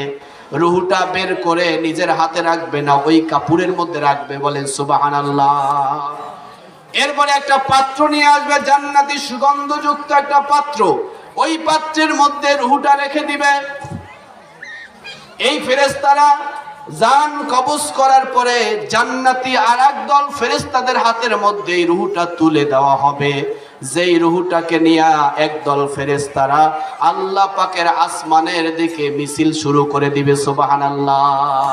আনন্দ করবে, উল্লাস করবে এবং তাকে নিয়ে আল্লাহর ফেরেশতারা আনন্দ প্রকাশ করে করে আল্লাহর ফেরেশতারা আসমানের মধ্যে দৌড়াদৌড়ি এবং ছোটাছুটি করবে। সুবহানাল্লাহ। কার রূহ নিয়া? এই জান্নাতি মানুষটার রূহ নিয়া যেই একদল ফেরেশতারা, আল্লাহ সুবহানাহু ওয়া তাআলা বলেন যে ওয়াসসাবিহাতি সাবহা, 3 নম্বর আয়াতের মধ্যে তীব্র গতিতে অতি দ্রুত সংবরণ করে, অর্থাৎ রূহটা তাদের হাতে নিয়া এরপরে তারা আসমানের দিকে দৌড়ানো শুরু করবে। সুবহানাল্লাহ। যেই একদল ফেরেশতারা এই জান্নাতি মানুষের রূহটা নিয়ে দৌড়াদৌড়ি ছোটাছুটি করবে, মিছিল করতে থাকবে আসমানের মধ্যে, ওই একদল ফেরেশতাদের কসম আল্লাহ তাআলা সূরা আন-নাজিয়াতের 3 নম্বর আয়াতে করেছে। বলি সুবহানাল্লাহ। দুনিয়াতে হয়তো আমাদের দাম ছিল না, হয়তো মানুষটা দিনমজুর হতে পারে, রিক্সা চালক হতে পারে, দুনিয়ার সমাজে কেউ তাকে দাম দিত না, কিন্তু মানুষটা যদি জান্নাতি হইয়া যায়, নেককার হইয়া যায়, আল্লাহর ফেরেশতারা ওই জান্নাতি মানুষটার রূহটাকে নিয়ে গর্ব করবে আর আনন্দ উল্লাসে আল্লাহ পাকের আসমানে উঠে দৌড়াদৌড়ি করবে। সুবহানাল্লাহ। দুনিয়াতে হয়তো তার কেউ মূল্যায়ন করে নাই, দাম দেয় নাই, কারণ এখন টাকা পয়সা থাকলেই মূল্যায়ন, জোরে বলেন ঠিক কিনা? গরিব মানুষকে কেউ দাম দিতে চায় না, কিন্তু যদি মানুষটা নামাজি হয়, দিনদার হয়, নেককার হয়, পরহেজগার হয়, আল্লাহওয়ালা হয়, একামতে দ্বীনের কর্মী হয়, তাহলে ওই মানুষের দাম আমার আল্লাহর কাছে আছে না নাই? আল্লাহ সুবহানাহু ওয়া তাআলার ফেরেশতারা নিয়ে ওই মানুষটাকে নিয়ে আনন্দ করবে, মিছিল করবে। আমার মুসলমান ভাইরা রে, এরপরে আল্লাহ সুবহানাহু ওয়া তাআলা বলেন ফাসসাবিকাতি সাবকা। আল্লাহ সুবহানাহু ওয়া তাআলার ফেরেশতারা এরপর আল্লাহ সুবহানাহু ওয়া তাআলা এরপরে বলেন আরেক দল ফেরেশতারা, 4 নম্বর দলের ফেরেশতারা, ওই ফেরেশতা যারা মিছিল করতেছিল রুহুটা নিয়ে জান্নাতি মানুষের, ওই রুহুটা তাদের হাতে নিয়ে একদল ফেরেশতারা আল্লাহ পাকের ইল্লিন নামক স্থান রয়েছে জান্নাতি মানুষের রুহুটা লিপিবদ্ধ করার জন্য। বলেন সুবহানাল্লাহ। যেই একদল ফেরেশতারা জান্নাতি মানুষের রুহুটা নিয়ে ইল্লিনের মধ্যে লিপিবদ্ধ করবে, ওই একদল ফেরেশতাদের কসম আল্লাহ সুবহানাহু ওয়া তাআলা সূরা আন-নাজিয়াতের 4 নম্বর আয়াতে করেছেন। বলেন সুবহানাল্লাহ। মুফাসসিরিন ইকরাম বলেন এই 4 নম্বর ফেরেশতারা 2 ভাগে বিভক্ত। এক তাফসীর হলো ইল্লিনের মধ্যে জান্নাতীদের রূহটা নিয়ে লিপিবদ্ধ করে দ্রুত গতিতে, আর একদল ফেরেশতারা রয়েছে যারা জাহান্নামীদের রূহটাকে নিয়ে সিজ্জিনের মধ্যে অতি দ্রুত নিক্ষেপ করেন। বলেন নাউজুবিল্লাহ। কারণ এই পচা এবং দুর্গন্ধযুক্ত রূহটা কেউ রাখতে চায় না, এই জন্য অতি দ্রুত সিজ্জিনের মধ্যে যেই একদল ফেরেশতারা, যেই এক ভাগ ফেরেশতারা ওই সিজ্জিনের মধ্যে রূহটাকে নিয়ে নিক্ষেপ করে জাহান্নামীদের রূহ, এই উভয় দল ফেরেশতাদের কসম আল্লাহ তাআলা সূরা আন-নাজিয়াতের 4 নম্বর আয়াতে করেছেন। বলেন আল্লাহু আকবার। আমার মুসলমান ভাইরা, এরপরে আল্লাহ সুবহানাহু ওয়া তাআলা বলেন ফালমুদাব্বিরাতি আমরা। আল্লাহ সুবহানাহু ওয়া তাআলা 5ম নম্বরে একদল ফেরেশতার কসম করেছে, যেই একদল ফেরেশতারা উভয় জান্নাত এবং জাহান্নামী উভয় দলের মানুষের ব্যবস্থাপনা করে দেয়। ইল্লিনের রূহ লিপিবদ্ধ হয়ে গেছে, সিজ্জিনে নিক্ষিপ্ত হয়েছে, লাশটা কোথায় চলে গেছে? কবরের মধ্যে। লাশ কোথায় গেছে? কবরের মধ্যে লাশ দিয়ে দেওয়া হয়েছে। কবরের মধ্যে যখন লাশ দিয়ে দেওয়া হয়, আল্লাহর পয়গম্বর বিশ্ব নবী রাহমাতাল লিল আলামিন বলেছেন কবরটা কোন কোন মানুষের জন্য হবে জান্নাতের একটা টুকরা। বলেন সুবহানাল্লাহ। আবার কোন কোন মানুষের জন্য হয়ে যাবে জাহান্নামের একটা কুয়া। যেই ফেরেশতা দল জান্নাতি মানুষের কবরের মধ্যে জান্নাতি ব্যবস্থাপনা করবে, এবং যেই একদল ফেরেশতারা, যেই ফেরেশতারা জাহান্নামীদের কবরের মধ্যে জাহান্নামীদের ব্যবস্থাপনা করবে, এই উভয় দল ফেরেশতাদের কসম আল্লাহ তাআলা সূরা আন-নাজিয়াতের 5ম আয়াতে করেছেন। বলেন আল্লাহু আকবার। আমার মুসলমান ভাইরা রে, আল্লাহর পয়গম্বর বলেছেন এরকম জান্নাতি মানুষ যারা হবে, নেককার মানুষ যারা হবে, এই নেককার এবং জান্নাতি মানুষগুলো যখন কবরের মধ্যে শুয়ে যাইবে, আল্লাহ সুবহানাহু ওয়া তাআলা তার কবরটাকে জান্নাতের বাগান বানায় দিবে। সুবহানাল্লাহ। জান্নাতি মানুষের কবরটাকে আমরা তো ছোট মনে করি, ছোট করেই রাখি, কিন্তু আল্লাহর পয়গম্বর বলেন নেককার, দিনদার, পরহেজগার জান্নাতি মানুষের কবরের মধ্যে জান্নাতি মানুষের চোখ যতদূর পর্যন্ত যায়, আমার আল্লাহ তার কবরটাকে প্রশস্ত বানায় দিবে। সুবহানাল্লাহ। আল্লাহ সুবহানাহু ওয়া তাআলার হাবিব বলেন জান্নাতের সাথে এই কবরের সাথে একটা সংযোগ স্থাপন করে দেওয়া হবে। জান্নাতি নাজ নেয়ামতে জান্নাতি মানুষের কবরখানা ভরপুর হয়ে যাবে। বলেন সুবহানাল্লাহ। আবার বিপরীত দিকে যদি বদকার হয়, গুনাহগার হয়, ফাসিক হয়, জালেম হয়, তাদের জন্য জাহান্নামের একটা দরজা খুলে দেওয়া হবে। কবরখানা একটা জাহান্নামের অগ্নিকুণ্ডে পরিণত হবে। বলেন নাউজুবিল্লাহ। আমার মুসলমান ভাইরা রে, এই জন্য আমরা সবাই চাই জান্নাতি হওয়ার জন্য। জোরে বলেন ঠিক কিনা? জান্নাতি যদি হতে চাই তাহলে দুনিয়াতে থাকতেই জান্নাতের কাজ করা লাগবে। জোরে বলেন ঠিক কিনা? এমন কোনো কথা বলা যাবে না যে কথার মাধ্যমে আমার ঈমান বিধ্বংসী হইয়া যায়, ঈমান নষ্ট হইয়া যায়। জোরে বলেন ঠিক কিনা? কিন্তু আমরা অধিকাংশ মানুষ না বোঝার কারণে, ইসলামের জ্ঞানের স্বল্পতার কারণে এমন কিছু কথা বলি যে কোরআনে এটা নাই, ইসলামে এটা নাই, ওটা আছে। জোরে বলেন ঠিক কিনা? মন যেভাবে চায় এইভাবে মন্তব্য করে বসে, যার কারণে অনেক সময় ঈমান নষ্ট হয়ে যায়। জোরে বলেন ঠিক কিনা? এই জন্য ঈমান বিধ্বংসী কথা বলা যাবে না। জোরে বলেন ঠিক কিনা? আর পিছনের গুনার জন্য জীবিত থাকতে মৃত্যুর বিছানায় শোয়ার আগেই জান্নাতের কাজ করা লাগবে, এবং মৃত্যুর বিছানায় শোয়ার আগেই আমাদেরকে পরহেজ হওয়া লাগবে, তওবা করা লাগবে। জোরে বলেন ঠিক কিনা? আমরা প্রত্যেকেই ভুল ত্রুটি করেছি, গুনাহ করেছি, অপরাধ করেছি, কিন্তু মৃত্যুর বিছানায় অপরাধী হইয়া শোয়া যাবে না, তাহলে সোজা জাহান্নামে যাওয়া লাগবে। জোরে বলেন ঠিক কিনা? এই জন্য মৃত্যুর বিছানায় শোয়ার আগেই সুস্থ থাকতে, মস্তিষ্ক ঠিক থাকতে আমাদেরকে আল্লাহর দরবারে তওবা করে যাওয়া লাগবে, গুনার জন্য আল্লাহর দরবারে মাপ চাওয়া লাগবে, তওবা করা লাগবে। জোরে বলেন ঠিক কিনা? তওবা করা লাগবে কি লাগবে না? মৃত্যুর সময় যদি আমরা তওবা করি, ওই তওবা আল্লাহর দরবারে কবুল হবে না। জোরে বলেন ঠিক কিনা? মৃত্যুর বিছানায় যখন আমরা শুয়ে যাব, মৃত্যুর সাকরাত যখন শুরু হয়ে যাবে, মুমূর্ষু অবস্থা যখন শুরু হয়ে যায়, তখন আমরা অনেকেই করি কি, ইমামদেরকে ডাইকা নেই অথবা হুজুরদের ডাইকা নিয়ে তওবা পড়ানোর চেষ্টা করি। জোরে বলেন ঠিক কিনা? মুমূর্ষু অবস্থায় যখন মানুষ পড়ে যায়, তওবা করাবার জন্য তখন তাকে পীড়া দেওয়া যাবে না, বাধ্য করা যাবে না, তাকে জোর জবরদস্তি করা যাবে না। জোরে বলেন ঠিক কিনা? নিয়ম হচ্ছে কি, যখন মুমূর্ষু অবস্থায় কোনো মানুষ পড়ে যায়, তার পাশে বসে বসে তার কালিমার তালকিন দেওয়া। আপনি নিজে নিজে শুধু কালিমা পড়তে থাকবেন, লা ইলাহা ইল্লাল্লাহু মুহাম্মাদুর রাসূলুল্লাহ। তাকে বলা দরকার নাই যে তুমি পড়ো। যদি আপনি বলেন যে তুমি পড়ো, আর যদি সে অস্বীকার করে যে পড়বো না, সাথে সাথে সে বেঈমান হয়ে যাবে। জোরে বলেন ঠিক কিনা? এই জন্য নিয়ম হচ্ছে কি, তার পাশে বসে কালিমার তালকিন করা, নিজে নিজে জোরে জোরে পড়া, যাতে আওয়াজ তার কানে গেলে যদি স্মরণ হয়, আল্লাহ যদি চাহে, যদি আল্লাহ বান্দার নসিব ভালো রাখে, তাহলে জবান দ্বারা কালিমা জারি হয়ে যাবে। বলি সুবহানাল্লাহ। আর যদি আপনি তাকে পিড়াপিড়ি করেন, বাধ্য করার চেষ্টা করেন, তাহলে সে অস্বীকার করে বসতে পারে। জোরে বলেন ঠিক কিনা? এই জন্য আমার ভাইরা, মুমূর্ষু অবস্থায়, এই মুমূর্ষু অবস্থায় পড়ার পরে কারো দিয়া তওবা পড়ালে কাজ হবে না। সুস্থ থাকতে, মস্তিষ্ক ঠিক থাকতে কালিমা পড়ে যাওয়া লাগবে, অর্থাৎ ইসলামের অনুশাসন মেনে যাওয়া লাগবে, তওবা করে যাওয়া লাগবে। ওই তওবা আল্লাহ কবুল করবে। বলেন সুবহানাল্লাহ।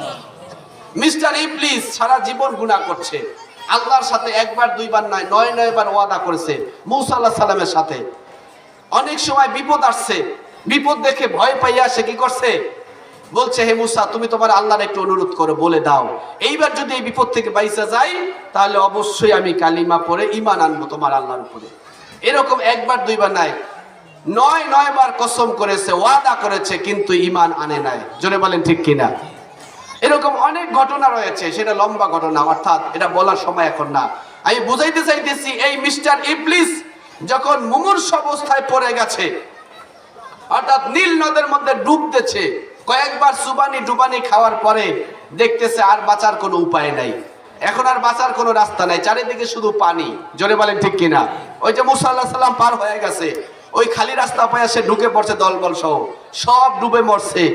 এই মিস্টার ফেরাউনও এই ডুবানি খাইতেছে। চুবানি খাওয়ার পরে শেষবারে যখন সে মুমূর্ষু অবস্থায় পড়ার পরে যখন সে তওবা করেছিল, এই তওবা আল্লাহ কবুল করেন নাই। জোরে বলে ঠিক কিনা?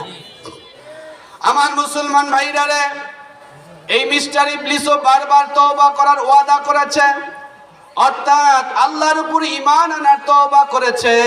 আমাদের মাঝে এমন আছে, শিশুকালে গুনার কাজে কাটাইছি, কিশোর কালে কাটাইছি, যুবক বয়সেও কাটাইছি, দাড়ি মোছ পেকে গেছে, এখনো অনেক আল্লাহর বান্দা দিন অনুযায়ী চলে না, গুনার মধ্যে চলে। জোরে বলেন ঠিক কিনা?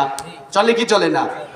দাড়ি পাইকে গেছে, মোছ পাইকে গেছে, এখনো মসজিদ চিনে না, কিন্তু চায়ের আড্ডা ভালো করে চিনে। জোরে বলেন ঠিক কিনা? লাঠিতে ভর দিয়ে যায়, মসজিদে সামন দিয়েই যায়, মসজিদের দিকে ফিরেও তাকায় না, কিন্তু চায়ের দোকানে যায় বৈশা উলঙ্গ নাচ আর গান দেখতে ভুল করে না। বলেন নাউজুবিল্লাহ। আছে না নাই এরকম বুড়া মানুষ? আপনারা কষ্ট পাবেন, আপনাদেরকে বলছি না, আমি এরকম দেখছি অনেকের কথা, অনেকে দেখছি যে এরকম দাড়ি পেকে গেছে, মোজ পেকে গেছে, সব পেকে গেছে, লাঠি নিয়ে হাঁটা লাগে, পায়ে জোর নাই, কোমরে জোর নাই, তারপরও ধীরে ধীরে হাঁটতে হাঁটতে যাইয়া চায়ের দোকানে বসে। জোরে বলেন ঠিক কিনা? চায়ের দোকানে বসে, শুধু বসেই থাকে না, শুধু চাই খায় না, শুধু গল্প গুজাবি করে না, শুধু ফায়সা কথাই বলে না, চোখ দ্বারা অশ্লীল দৃশ্য দেখে, আছে না নাই? খবরের নামে, এটার নামে, ওইটার নামে, সংবাদের নামে বিভিন্ন অজুহাত পেশ করে করে এরপরে অশ্লীল দৃশ্য দেখে। দেখে কি দেখে না? এই লোকটা এই দেখার পরে যদি উষ্টা খাইয়া উবুড়ে পড়ে রাস্তার মধ্যে, ধরাধরি করে বাড়িতে এনে শোয়াই দিলাম, এবার মসজিদ থেকে হুজুর নিয়ে ডাইকে ডাকলাম যে আমার বাবা তো অসুস্থ হয়ে পড়ছে, মনে হয় যে আর বাঁচবে না, হুজুর একটু তওবা করায় দেন। আল্লাহর কসম করে বলি এই তওবা কোনো কাজে আসবে না। জোরে বলেন ঠিক কিনা? যুবক কাল গেল, বার্ধক্যে উপনীত হলো, এরপরে বারবার গুনাহ করলো, এই মিস্টার ফেরাউনের মতো। মিস্টার ফেরাউন এরকম বারবার তওবা করার ওয়াদা করেছে, ঈমান আনার ওয়াদা করেছে, কিন্তু ওয়াদা করেও শেষ পর্যন্ত যখন তওবা করেছে, শেষের তওবা আল্লাহ কবুল করেন নাই। জোরে বলেন ঠিক কিনা? প্রথম 9 বার তাকে ছাইরা দিছে, মাফ করে দিছে যে হয়তো ঈমান আনতে পারে। জোরে বলেন ঠিক কিনা? ওয়াদা করেছে, আল্লাহ বিপদ থেকে মুক্তি দিয়ে দিয়েছে, কিন্তু শেষবারে আর তাকে মুক্ত দেয় নাই। দিয়েছে যখন মৃত্যু ঘনিয়ে এসেছে, আর মুক্তি দেয় নাই। আমার ভাইরা, মুরব্বীরা, কষ্ট পাইয়েন না, খুবই দুঃখজনক বিষয়। দোকানপাট এমন ভাবে হইছে যেটা কিয়ামতের অন্যতম একটা আলামত, যে দোকান বাসি মানুষের বাড়ির মোড়ে মোড়ে, স্টেশনে স্টেশনে, অর্থাৎ প্রত্যেকের দোকানপাট একটু বেশি হবে, বাড়ির কাছে কাছে। এইরকম রাস্তাঘাটের দোকানের অভাব নাই। জোরে বলেন ঠিক কিনা? এরকম প্রত্যেকটা দোকানেই 1000 দোকান খুঁজলেও পাওয়া যাইবে না যেই দোকানের মধ্যে ওয়াজ চলে, কোরআন তেলাওয়াত চলে, অথবা টিপি নাই, ডিশ লাইন নাই, এরকম পাওয়া যাবে না। জোরে বলেন ঠিক কিনা? বেশিরভাগের মধ্যেই শয়তানের বক্স একটা বসানো, সংবাদের নামে, খবরের নামে অশ্লীল গান বাজনা চলে। চলে কি চলে না? জোরে বলেন চলে কি চলে না? আর সেখানে শুধু যুবকেরাই বসে থাকে না, সেখানে বৃদ্ধ মানুষেরাও বসে থাকে। জোরে বলেন ঠিক কিনা?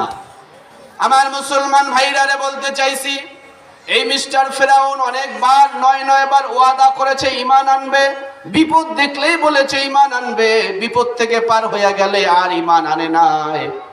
একটা ঘটনা বলি, আল্লাহ সুবহানাহু ওয়া তাআলা মুষলধারে একাধারে 40 দিন পর্যন্ত বৃষ্টি হয়েছে, সব প্লাবিত হয়ে গিয়েছে। এলাকার ওর অনুসারী যারা ছিল খোদার কাছে দৌড়াইছে, খোদা আমরা তো শেষ হয়ে যাইতেছি, আপনি যদি আমাদেরকে না বাঁচান তাহলে কেমন খোদা হইলেন? মিস্টার ফেরাউন বললেন আমার কাছে কোনো কিছুই নাই, সবাই চলো মুসার কাছে, মুসা ছাড়া আমাদেরকে কেউ বাঁচাইতে পারবে না। চলে গেল মুসা আলাইহিস সালামের কাছে, বলল হে মুসা, আল্লাহর কাছে একটু দোয়া করো, যদি এই বিপদ থেকে আমরা বাঁচতে পারি তাহলে ঈমান আনবো। এরকম টিপ টিপ করে খালি বৃষ্টি পড়তেই আছে, উপর থেকে আবার নিচ থেকেও পানি উঠতেছে, সব কিছু প্লাবিত হয়ে গিয়েছে। আল্লাহর পয়গম্বর মুসা আলাইহিস সালাম দোয়া করলেন, পানি নেমে গেল। কিন্তু এই পানি নেমে যাওয়ার পরে দুর্ভিক্ষ শুরু হয়ে গেছে, কারণ ফসলাদি সব নষ্ট হয়ে গেছে। জোরে বলেন ঠিক কিনা? এবার খাইবে কি? আল্লাহ সুবহানাহু ওয়া তাআলা কিছু গমের বীজ দিলেন, মুসা আলাইহিস সালামকে বললেন এই গমের বীজগুলো ছিটায় দাও। বৃষ্টিতে পানিগুলো সব চলে গেছে, মাটি এখন উর্বর। আল্লাহ সুবহানাহু ওয়া তাআলার কুদরতি এই গমের বীজগুলো যখন বুনে দিয়েছে, একেবারে সারা এলাকার মধ্যে খুব সুন্দর ফসল উৎপাদন হয়েছে। এরপরে ফসল পাকছে, ঘরে গোলা ভরেছে, গলা যখন ভরেছে তখন আবার এই মুসা আলাইহিস সালামের কাছে যায় বলতেছে, মুসা, এবার মুসা আলাইহিস সালাম যখন আবার ফেরাউনকে বলল তুমি এবার ঈমান আনো, কারণ তুমি ওয়াদা করেছিলা যে তোমার বিপদ থেকে বাঁচলে তুমি ঈমান আনবা। আল্লাহ সুবহানাহু ওয়া তাআলার দরবারে যখন এরকম আল্লাহ সুবহানাহু ওয়া তাআলা ফেরেশতার মুসা আলাইহিস সালাম যখন এরকম বলল ফেরাউনকে, ফেরাউন বলল যে না, আর ঈমান আনবো না। বলে নাউজুবিল্লাহ, তুমি এলাকা ছাড়া দাও। এরপরে আল্লাহ সুবহানাহু ওয়া তাআলা যখন আবার বিপদ দিলেন, যখন গোলা পড়ছে, সব গমগুলো নিয়ে, বীজগুলো নিয়ে ফসল গোলা পড়ছে, আল্লাহ সুবহানাহু ওয়া তাআলা এমন একটা বিপদ দিলেন যে গোলার মধ্যে যত গমগুলো ছিল এমন একটা পোকা সৃষ্টি করে দিয়েছে, যে পোকার মাধ্যমে সব গমের মধ্য থেকে বীজগুলো খাইয়া শুধু খোসা রেখে দিয়েছে। কি রেখে দিয়েছে? খোসা রেখে দিয়েছে।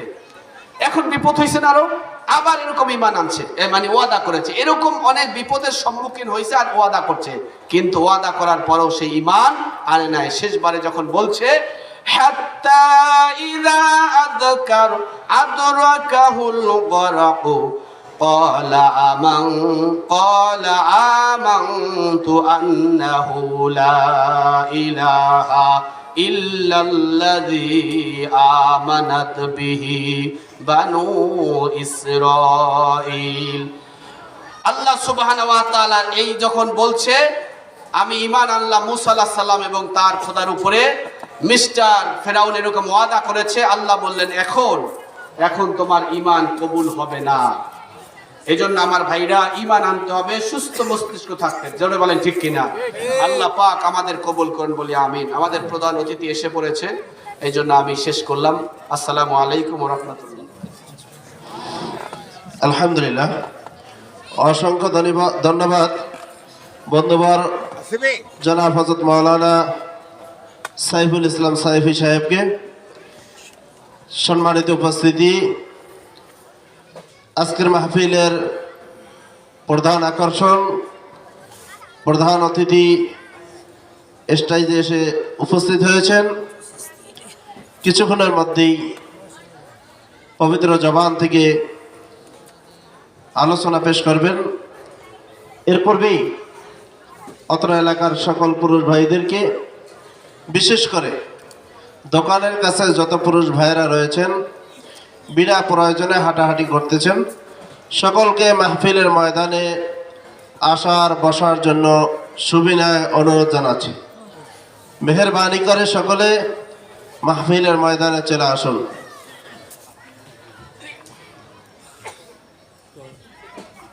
একটি ইসলামী সঙ্গীত নিয়ে আসছেন